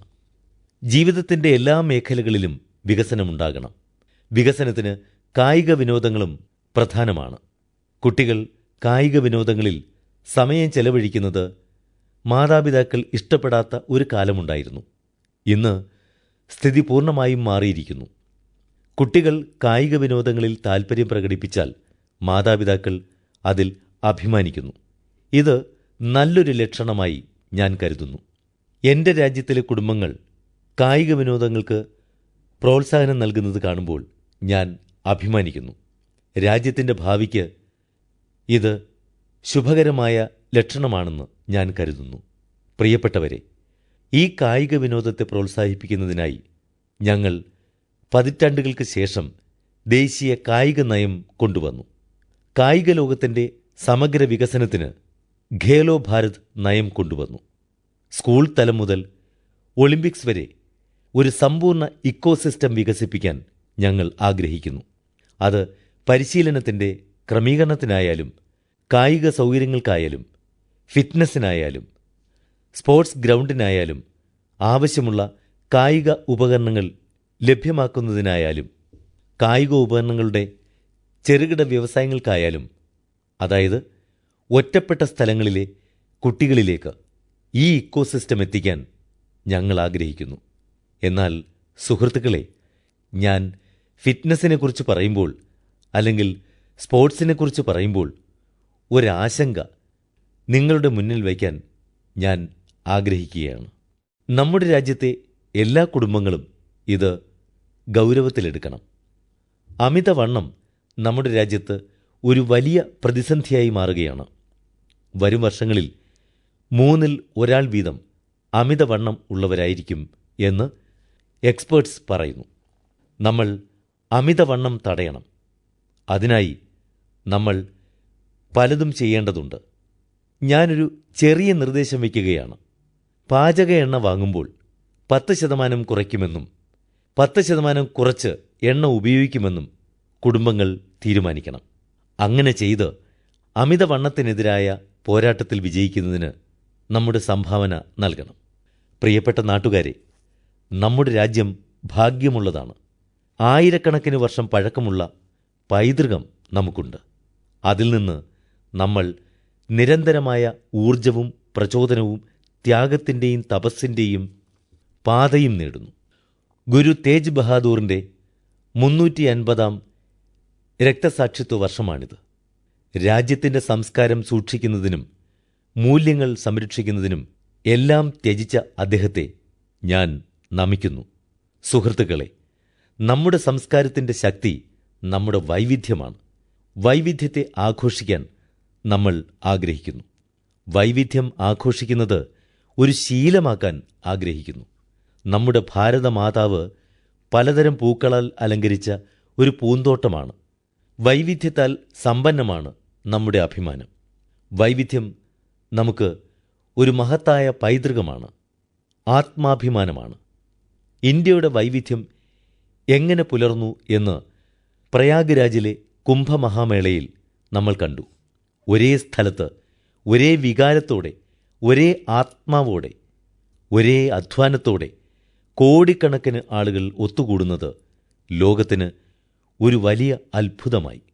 മഹാകുംഭമേളയുടെ വിജയം ഇന്ത്യയുടെ ഐക്യവും ശക്തിയും വിളിച്ചോതുന്നു. ഉദാഹരണമായി, സുഹൃത്തുക്കളെ, നമ്മുടെ രാജ്യം വൈവിധ്യമാർന്ന ഭാഷകളാൽ സമ്പന്നമാണ്. അതുകൊണ്ടാണ് മറാഠി, അസാമീസ്, ബംഗാളി എന്നീ ഭാഷകൾക്ക് ക്ലാസിക്കൽ പദവി നൽകിയത്. നമ്മുടെ ഭാഷകൾ എത്രത്തോളം വികസിക്കുന്നുവോ അത്രത്തോളം അവ സമ്പന്നമാകുന്നു. അപ്പോൾ നമ്മുടെ നോളജ് സിസ്റ്റം കൂടുതൽ ശക്തി പ്രാപിക്കുന്നു. അതാണ് നമ്മുടെ ശക്തി. ഇന്ന് ഡാറ്റയുടെ യുഗത്തിൽ അത് ലോകത്തിനും വലിയ ശക്തിയായി മാറും. അത്തരം കഴിവ് നമ്മുടെ ഭാഷകൾക്കുണ്ട്. നമ്മുടെ എല്ലാ ഭാഷകളെക്കുറിച്ചും നമ്മൾ അഭിമാനിക്കണം. എല്ലാ ഭാഷകളുടെയും ഉന്നതിക്കായി നമ്മൾ പ്രവർത്തിക്കണം. സുഹൃത്തുക്കളെ, നമ്മുടെ കൈയെഴുത്തുപ്രതികൾ അറിവിൻ്റെ നിധിയാണ്. പക്ഷേ അവയോട് നാം നിസ്സംഗത പുലർത്താറുണ്ട്. ഇപ്പോൾ ജ്ഞാനഭാരതം പദ്ധതി പ്രകാരം രാജ്യത്തുടനീളം കൈയെഴുത്തുപ്രതികൾ, നൂറ്റാണ്ടുകൾ പഴക്കമുള്ള രേഖകൾ എന്നിവ തിരഞ്ഞ് ഇന്നത്തെ സാങ്കേതിക വിദ്യ ഉപയോഗിച്ച് അവ സംരക്ഷിച്ച് ഭാവി തലമുറയ്ക്കായി സൂക്ഷിക്കുന്നതിനും ശ്രദ്ധിക്കുന്നു. പ്രിയപ്പെട്ട നാട്ടുകാരെ, ഈ രാജ്യം നിർമ്മിച്ചിരിക്കുന്നത് സംസ്ഥാനങ്ങളിൽ അധികാരത്തിലുള്ളവരുടെ ശക്തി കൊണ്ട് മാത്രമല്ല, ഭരണ സംവിധാനം കൈകാര്യം ചെയ്യുന്നവർ മാത്രമല്ല, ദശലക്ഷക്കണക്കിന് ആളുകളുടെ അത്യധ്വാനം കൊണ്ടാണ് രാജ്യം നിർമ്മിച്ചിരിക്കുന്നത്. സന്യാസിമാരുടെ, ശാസ്ത്രജ്ഞരുടെ, അധ്യാപകരുടെ, കർഷകരുടെ, സൈന്യത്തിൻ്റെ, കൂലിവേലക്കാരുടെ, തൊഴിലാളികളുടെ എല്ലാവരുടെയും പരിശ്രമത്താലാണ് ഈ രാജ്യം നിർമ്മിച്ചിരിക്കുന്നത്. വ്യക്തികളും സംഘങ്ങളും ഒരുപോലെ സംഭാവന ചെയ്യുന്നുണ്ട്. ഇന്ന് ഞാൻ വളരെ അഭിമാനത്തോടെ അത്തരമൊരു സംഘത്തെക്കുറിച്ച് പറയാൻ ആഗ്രഹിക്കുന്നു. 100 വർഷങ്ങൾക്ക് മുൻപ് രാഷ്ട്രീയ സ്വയംസേവക സംഘം സ്ഥാപിതമായി. 100 വർഷത്തെ രാഷ്ട്രസേവനം വളരെ അഭിമാനകരമായ സുവർണ അധ്യായമാണ്. വ്യക്തിവികസനത്തിലൂടെ രാഷ്ട്രനിർമ്മാണത്തിൻ്റെ ദൃഢനിശ്ചയത്തോടെ 100 വർഷമായി ഭാരതമാതാവിൻ്റെ ക്ഷേമം എന്ന ലക്ഷ്യത്തോടെ സന്നദ്ധ പ്രവർത്തകർ മാതൃരാജ്യത്തിൻ്റെ ക്ഷേമത്തിനായി അവരുടെ ജീവിതം സമർപ്പിച്ചു. ഈ സേവന സമർപ്പണം, സമാനതകളില്ലാത്ത അച്ചടക്കം, ഇവയാണ് ഇതിൻ്റെ മുഖമുദ്ര. ഒരർത്ഥത്തിൽ രാഷ്ട്രീയ സ്വയംസേവക സംഘം ലോകത്തിലെ ഏറ്റവും വലിയ NGO ആണ്. ഇന്ന് ചെങ്കോട്ടയിൽ നിന്നുകൊണ്ട് ദേശസേവനത്തിൻ്റെ ഈ 100 വർഷത്തെ യാത്രയിൽ സംഭാവന നൽകിയ എല്ലാ സന്നദ്ധ പ്രവർത്തകരെയും ഞാൻ അഭിവാദ്യം ചെയ്യുന്നു. രാഷ്ട്രീയ സ്വയംസേവക സംഘത്തിൻ്റെ 100 വർഷത്തെ മഹത്തായ സമർപ്പിത യാത്രയിൽ രാജ്യം അഭിമാനിക്കുന്നു. അത് നമ്മെ പ്രചോദിപ്പിച്ചുകൊണ്ടിരിക്കുന്നു. പ്രിയപ്പെട്ട നാട്ടുകാരെ, നമ്മൾ അഭിവൃദ്ധിയിലേക്ക് നീങ്ങുകയാണ്. പക്ഷേ അഭിവൃദ്ധിയിലേക്കുള്ള പാത സുരക്ഷിതമായിരിക്കണം. കഴിഞ്ഞ 11 വർഷത്തിനിടയിൽ ദേശീയ സുരക്ഷ, ദേശീയ പ്രതിരോധം, രാജ്യത്തെ പൗരന്മാരുടെ സുരക്ഷ തുടങ്ങി എല്ലാ മേഖലകളിലും ഞങ്ങൾ പൂർണ്ണ സമർപ്പണത്തോടെ പ്രവർത്തിച്ചിട്ടുണ്ട്. മാറ്റം കൊണ്ടുവരുന്നതിൽ ഞങ്ങൾ വിജയിച്ചു. നിരവധി പതിറ്റാണ്ടുകളായി നമ്മുടെ രാജ്യത്തിലെ ചില ഗോത്രപ്രദേശങ്ങൾ നക്സലിസത്തിൻ്റെയും മാവോയിസത്തിൻ്റെയും പിടിയിൽ ചോരയിൽ മുങ്ങിയിരുന്നു. എത്ര ഗോത്ര കുടുംബങ്ങളാണ് ദുരിതം അനുഭവിച്ചത്. ആദിവാസി അമ്മമാർക്കും സഹോദരിമാർക്കുമാണ് അവരുടെ സ്വപ്നവും വാഗ്ദാനവുമായ കുട്ടികളെ നഷ്ടപ്പെട്ടത്. യുവാക്കളെ തെറ്റായ സ്ഥലങ്ങളിലേക്ക് പ്രലോഭിപ്പിച്ചു, വഴിതെറ്റിച്ചു, അവരുടെ ജീവിതം നശിപ്പിച്ചു. ഞങ്ങൾ ഉറച്ച ദൃഢനിശ്ചയത്തോടെ പ്രവർത്തിച്ചു. 125-ലധികം ജില്ലകളിൽ നക്സലിസം വേരുകൾ വ്യാപിപ്പിച്ച ഒരു കാലമുണ്ടായിരുന്നു. നമ്മുടെ ഗോത്ര യുവാക്കൾ മാവോയിസത്തിന്റെ പിടിയിൽ കുടുങ്ങിയിരുന്നു. 125 ജില്ലകൾ ഉണ്ടായിരുന്നത് ഇന്ന് 20 എണ്ണം മാത്രമായി ചുരുക്കിയിരിക്കുന്നു. ആദിവാസി സമൂഹങ്ങൾക്ക് ഞങ്ങൾ ഏറ്റവും വലിയ സേവനം ചെയ്തു. ബസ്തറിനെക്കുറിച്ച് ഓർക്കുമ്പോൾ മാവോയിസത്തിൻ്റെയും നക്സലിസത്തിൻ്റെയും ബോംബുകളുടെയും തോക്കുകളുടെയും ശബ്ദത്താൽ മുഖരിതമായ ഒരു കാലമുണ്ടായിരുന്നു. ഇന്ന് അതേ ബസ്തർ മാവോയിസത്തിൽ നിന്നും നക്സലിസത്തിൽ നിന്നും മോചിതരായ ശേഷം ബസ്തറിൽ യുവാക്കൾ ഒളിമ്പിക്സിൽ പങ്കെടുക്കുന്നു. ആയിരക്കണക്കിന് യുവാക്കൾ ഭാരത് മാതാ കി ജയ് വിളിച്ചുകൊണ്ട് കായിക മേഖലയിലേക്ക് പ്രവേശിക്കുന്നു. അന്തരീക്ഷം മുഴുവൻ ആവേശത്താൽ നിറഞ്ഞിരിക്കുന്നു. രാജ്യം ഈ മാറ്റം കാണുന്നുണ്ട്. ഒരു കാലത്ത് ചുവന്ന ഇടനാഴികൾ എന്നറിയപ്പെടുന്ന പ്രദേശങ്ങൾ ഇന്ന് വികസനത്തിൻ്റെ ഹരിത ഇടനാഴികളായി മാറിയിരിക്കുകയാണ്. ഇത് നമ്മൾ അഭിമാനിക്കേണ്ട കാര്യമാണ്. ഇന്ത്യയുടെ ഭൂപടത്തിൽ ഒരിക്കൽ രക്തം പുരണ്ട പ്രദേശങ്ങളിൽ ഭരണഘടനയുടെയും നിയമത്തിൻ്റെയും വികസനത്തിൻ്റെയും ത്രിവർണ്ണ പതാക ഉയർത്തിയിരിക്കുകയാണ്. എൻ്റെ പ്രിയപ്പെട്ട നാട്ടുകാരെ, ഇത് ഭഗവാൻ ബിർസ മുണ്ടയുടെ 150-ാം ജന്മവാർഷികമാണ്. ഈ ഗോത്രപ്രദേശങ്ങളെ നക്സലിസത്തിൽ നിന്ന് മോചിപ്പിക്കുകയും എൻ്റെ ഗോത്രകുടുംബത്തിലെ യുവാക്കളുടെ ജീവിതം രക്ഷിക്കുകയും ചെയ്തുകൊണ്ട് നമ്മൾ ഭഗവാൻ ബിർസ മുണ്ടയ്ക്ക് ഉചിതമായ ആദരാഞ്ജലികൾ അർപ്പിച്ചിരിക്കുന്നു. എൻ്റെ പ്രിയപ്പെട്ട നാട്ടുകാരെ, ഇന്ന് ഞാൻ രാജ്യത്തിൻ്റെ ഒരു ആശങ്കയ്ക്ക്, ഒരു വെല്ലുവിളിക്ക് താക്കീത് നൽകുകയാണ്. ഒരു ഗൂഢാലോചനയിലൂടെ രാജ്യത്തിൻ്റെ ജനസംഖ്യാ അനുപാതം മാറിക്കൊണ്ടിരിക്കുകയാണ്. ഒരു പുതിയ പ്രതിസന്ധിയുടെ വിത്ത് പാകിയിരിക്കുന്നു. ഈ നുഴഞ്ഞുകയറ്റക്കാർ രാജ്യത്തെ യുവാക്കളുടെ ഉപജീവനമാർഗം തട്ടിയെടുക്കുകയാണ്. ഈ നുഴഞ്ഞുകയറ്റക്കാർ നമ്മുടെ സഹോദരിമാരെയും പെൺമക്കളെയും നോട്ടമിടുന്നു. ഇത് സഹിക്കാൻ പറ്റില്ല. നിരപരാധികളായ ആദിവാസികളെ തെറ്റിദ്ധരിപ്പിച്ചുകൊണ്ട് ഈ നുഴഞ്ഞുകയറ്റക്കാർ അവരുടെ ഭൂമി കൈവശപ്പെടുത്തുന്നു. രാജ്യം ഇത് സഹിക്കില്ല. ജനസംഖ്യാ അനുപാതം മാറുമ്പോൾ അതിർത്തി പ്രദേശങ്ങളിലെ ജനസംഖ്യയിൽ മാറ്റമുണ്ടാകും. തുടർന്ന് ദേശീയ സുരക്ഷയ്ക്ക് ഒരു പ്രതിസന്ധി ഉണ്ടാകുന്നു. ഇത് രാജ്യത്തിൻ്റെ ഐക്യത്തിനും അഖണ്ഡതയ്ക്കും പുരോഗതിക്കും പ്രതിസന്ധി സൃഷ്ടിക്കുന്നു. ഇത് സാമൂഹിക സംഘർഷങ്ങളുടെ വിത്തുകൾ വിതയ്ക്കുന്നു. ഒരു രാജ്യത്തിനും സ്വന്തം രാജ്യം നുഴഞ്ഞുകയറ്റക്കാർക്ക് കൈമാറാൻ കഴിയില്ല. ലോകത്തിലെ ഒരു രാജ്യവും അങ്ങനെ ചെയ്യില്ല. പിന്നെ എങ്ങനെ ഇന്ത്യക്ക് ചെയ്യാൻ കഴിയും? നമ്മുടെ പൂർവികർ ത്യാഗത്തിലൂടെ സ്വാതന്ത്ര്യം നേടി. അവർ നമുക്ക് ഒരു സ്വതന്ത്ര ഇന്ത്യ നൽകി. നമ്മുടെ രാജ്യത്ത് അത്തരം പ്രവൃത്തികൾ നടത്താൻ അനുവദിക്കാതിരിക്കേണ്ടത് നമ്മുടെ കടമയാണ്. ഇതാണ് ഉചിതമായ ആദരാഞ്ജലികൾ. അതിനാൽ ഇന്ന് ചെങ്കോട്ടയിൽ നിന്ന് ഞാൻ നിങ്ങളെ അറിയിക്കാൻ ആഗ്രഹിക്കുന്നതെന്തെന്നാൽ, ഒരു പവർ ഡെമോഗ്രഫി മിഷൻ ആരംഭിക്കാൻ ഞങ്ങൾ തീരുമാനിച്ചു. ഇന്ത്യയെ ബാധിച്ചിരിക്കുന്ന ഒരു ഹൈ പവർ ഡെമോഗ്രഫി മിഷൻ ആരംഭിക്കാൻ ഞങ്ങൾ തീരുമാനിച്ചു.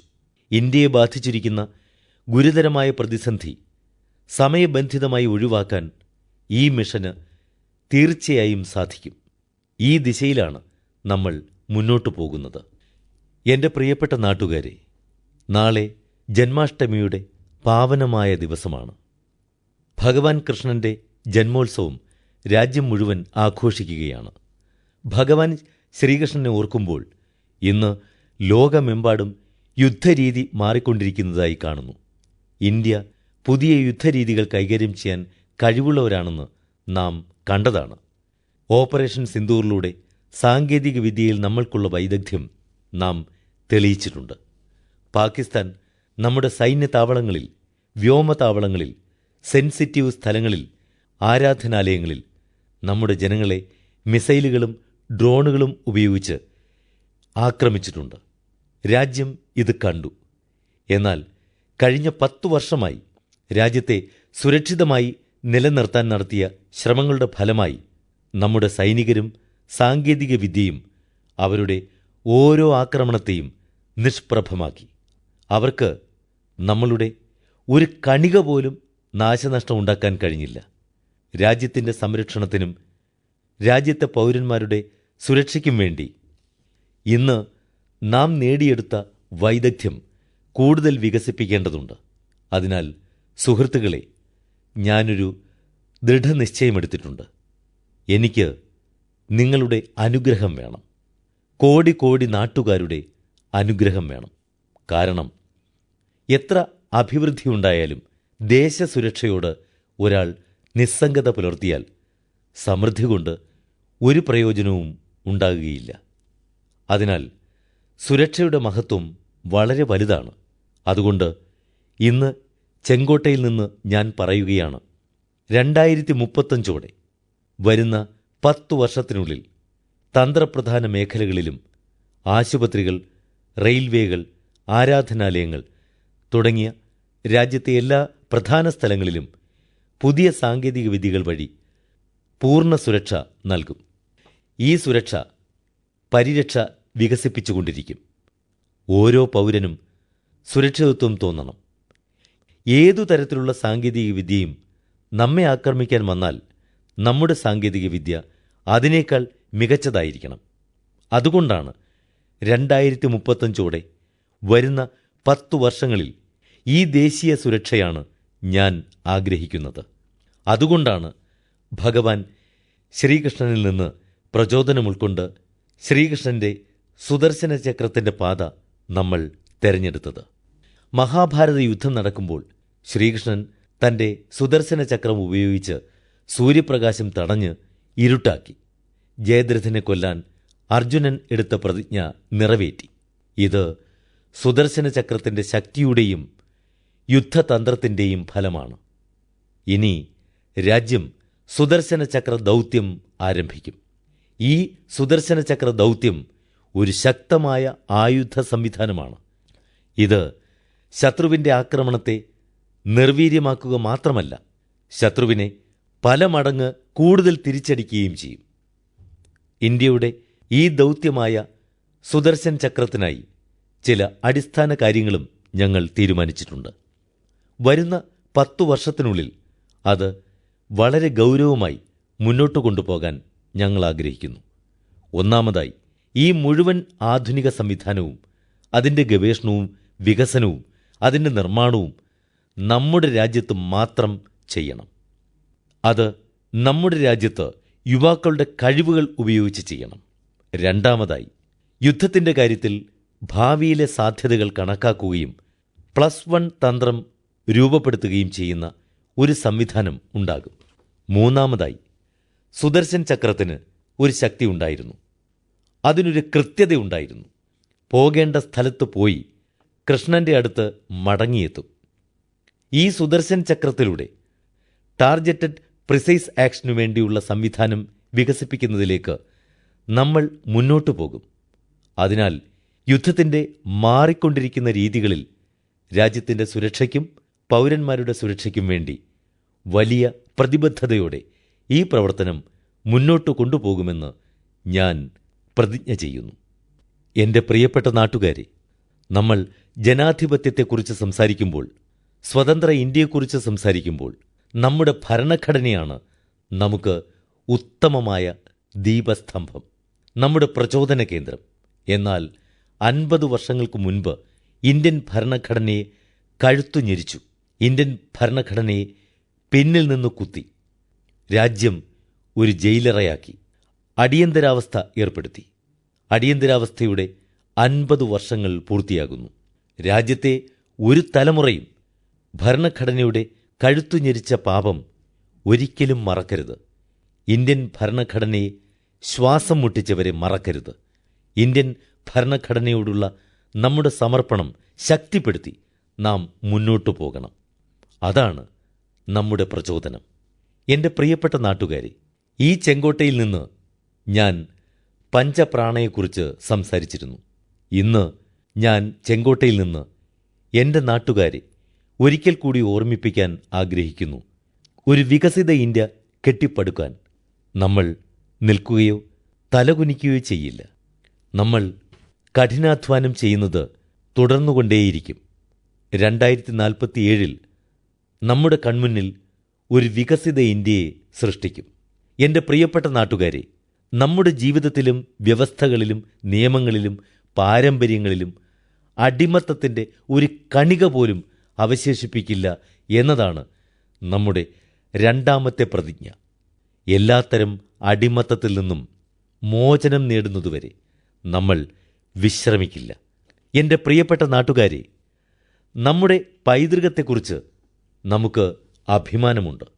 നമ്മുടെ സ്വത്വത്തിൻ്റെ ഏറ്റവും വലിയ അലങ്കാരം, ഏറ്റവും വലിയ രത്നം, ഏറ്റവും വലിയ കിരീടം നമ്മുടെ പൈതൃകമാണ്. നമ്മുടെ പൈതൃകത്തെക്കുറിച്ച് നമ്മൾ അഭിമാനിക്കണം. എൻ്റെ പ്രിയപ്പെട്ട നാട്ടുകാരെ, ഇവയിൽ ഏറ്റവും ശക്തമായ മന്ത്രം ഐക്യമാണ്. അതിനാൽ ഐക്യത്തിൻ്റെ നൂൽ പൊട്ടിക്കാൻ ആർക്കും കഴിയില്ല എന്ന് നമുക്ക് കൂട്ടായി ദൃഢനിശ്ചയമെടുക്കാം. എൻ്റെ പ്രിയപ്പെട്ട നാട്ടുകാരെ, ഭാരതമാതാവിനോടുള്ള നമ്മുടെ കടമ നിറവേറ്റുന്നത് ആരാധനയിൽ കുറഞ്ഞതല്ല, തപസ്സിൽ കുറഞ്ഞതല്ല. അതേ വികാരത്തോടെ നാം എല്ലാവരും നമ്മുടെ മാതൃരാജ്യത്തിൻ്റെ ക്ഷേമത്തിനായി കഠിനാധ്വാനം ചെയ്യുന്നു. 2047 വികസിത ഇന്ത്യ എന്ന ലക്ഷ്യം കൈവരിക്കാൻ നമ്മൾ പരമാവധി ശ്രമിക്കും. നമുക്കുള്ള എല്ലാ കഴിവും നമ്മൾ ഉപയോഗിക്കും. ഒരവസരവും നമ്മൾ ഉപേക്ഷിക്കില്ല. മാത്രമല്ല, നമ്മൾ പുതിയ അവസരങ്ങൾ സൃഷ്ടിക്കും. അവ സൃഷ്ടിച്ചതിനു ശേഷം 140 കോടി നാട്ടുകാരുടെ കഴിവുമായി നമ്മൾ മുന്നോട്ടു പോകും. എൻ്റെ പ്രിയപ്പെട്ട നാട്ടുകാരെ, നമ്മൾ ഓർക്കണം, 140 കോടി നാട്ടുകാരും ഓർക്കണം, കഠിനാധ്വാനം ഒരു തപസ്സാണ്. കഠിനാധ്വാനം ചെയ്തവർ മാത്രമാണ് ചരിത്രം സൃഷ്ടിച്ചത്. ഉരുക്കുപാറകളെ തകർത്തവർ മാത്രമാണ് കാലത്തെ കടന്നത്. കാലത്തെ കടക്കാനുള്ള സമയമാണിത്. ഇതാണ് ശരിയായ സമയം. എൻ്റെ പ്രിയപ്പെട്ട നാട്ടുകാരെ, ഒരിക്കൽ കൂടി ഈ മഹത്തായ സ്വാതന്ത്ര്യദിനത്തിൽ നിങ്ങൾക്കെല്ലാവർക്കും എൻ്റെ ഹൃദയം നിറഞ്ഞ ആശംസകൾ. ഞാൻ നിങ്ങളെ ഹൃദയം നിറഞ്ഞ് അഭിനന്ദിക്കുന്നു. എന്നോടൊപ്പം പറയൂ, ജയ് ഹിന്ദ്, ജയ് ഹിന്ദ്, ജയ് ഹിന്ദ്. ഭാരത് മാതാ കീ ജയ്, ഭാരത് മാതാ കീ ജയ്, ഭാരത് മാതാ കീ ജയ്. വന്ദേ മാതരം, വന്ദേ മാതരം, വന്ദേ മാതരം. വളരെ നന്ദി. ഭാരതത്തിന്റെ 79ാം സ്വാതന്ത്ര്യദിനത്തോടനുബന്ധിച്ച് പ്രധാനമന്ത്രി ശ്രീ നരേന്ദ്രമോദി ചെങ്കോട്ടയിൽ നിന്നും രാഷ്ട്രത്തെ അഭിസംബോധന ചെയ്ത് സംസാരിച്ചതിന്റെ മലയാള പരിഭാഷയാണ് ഇപ്പോൾ കേട്ടത്.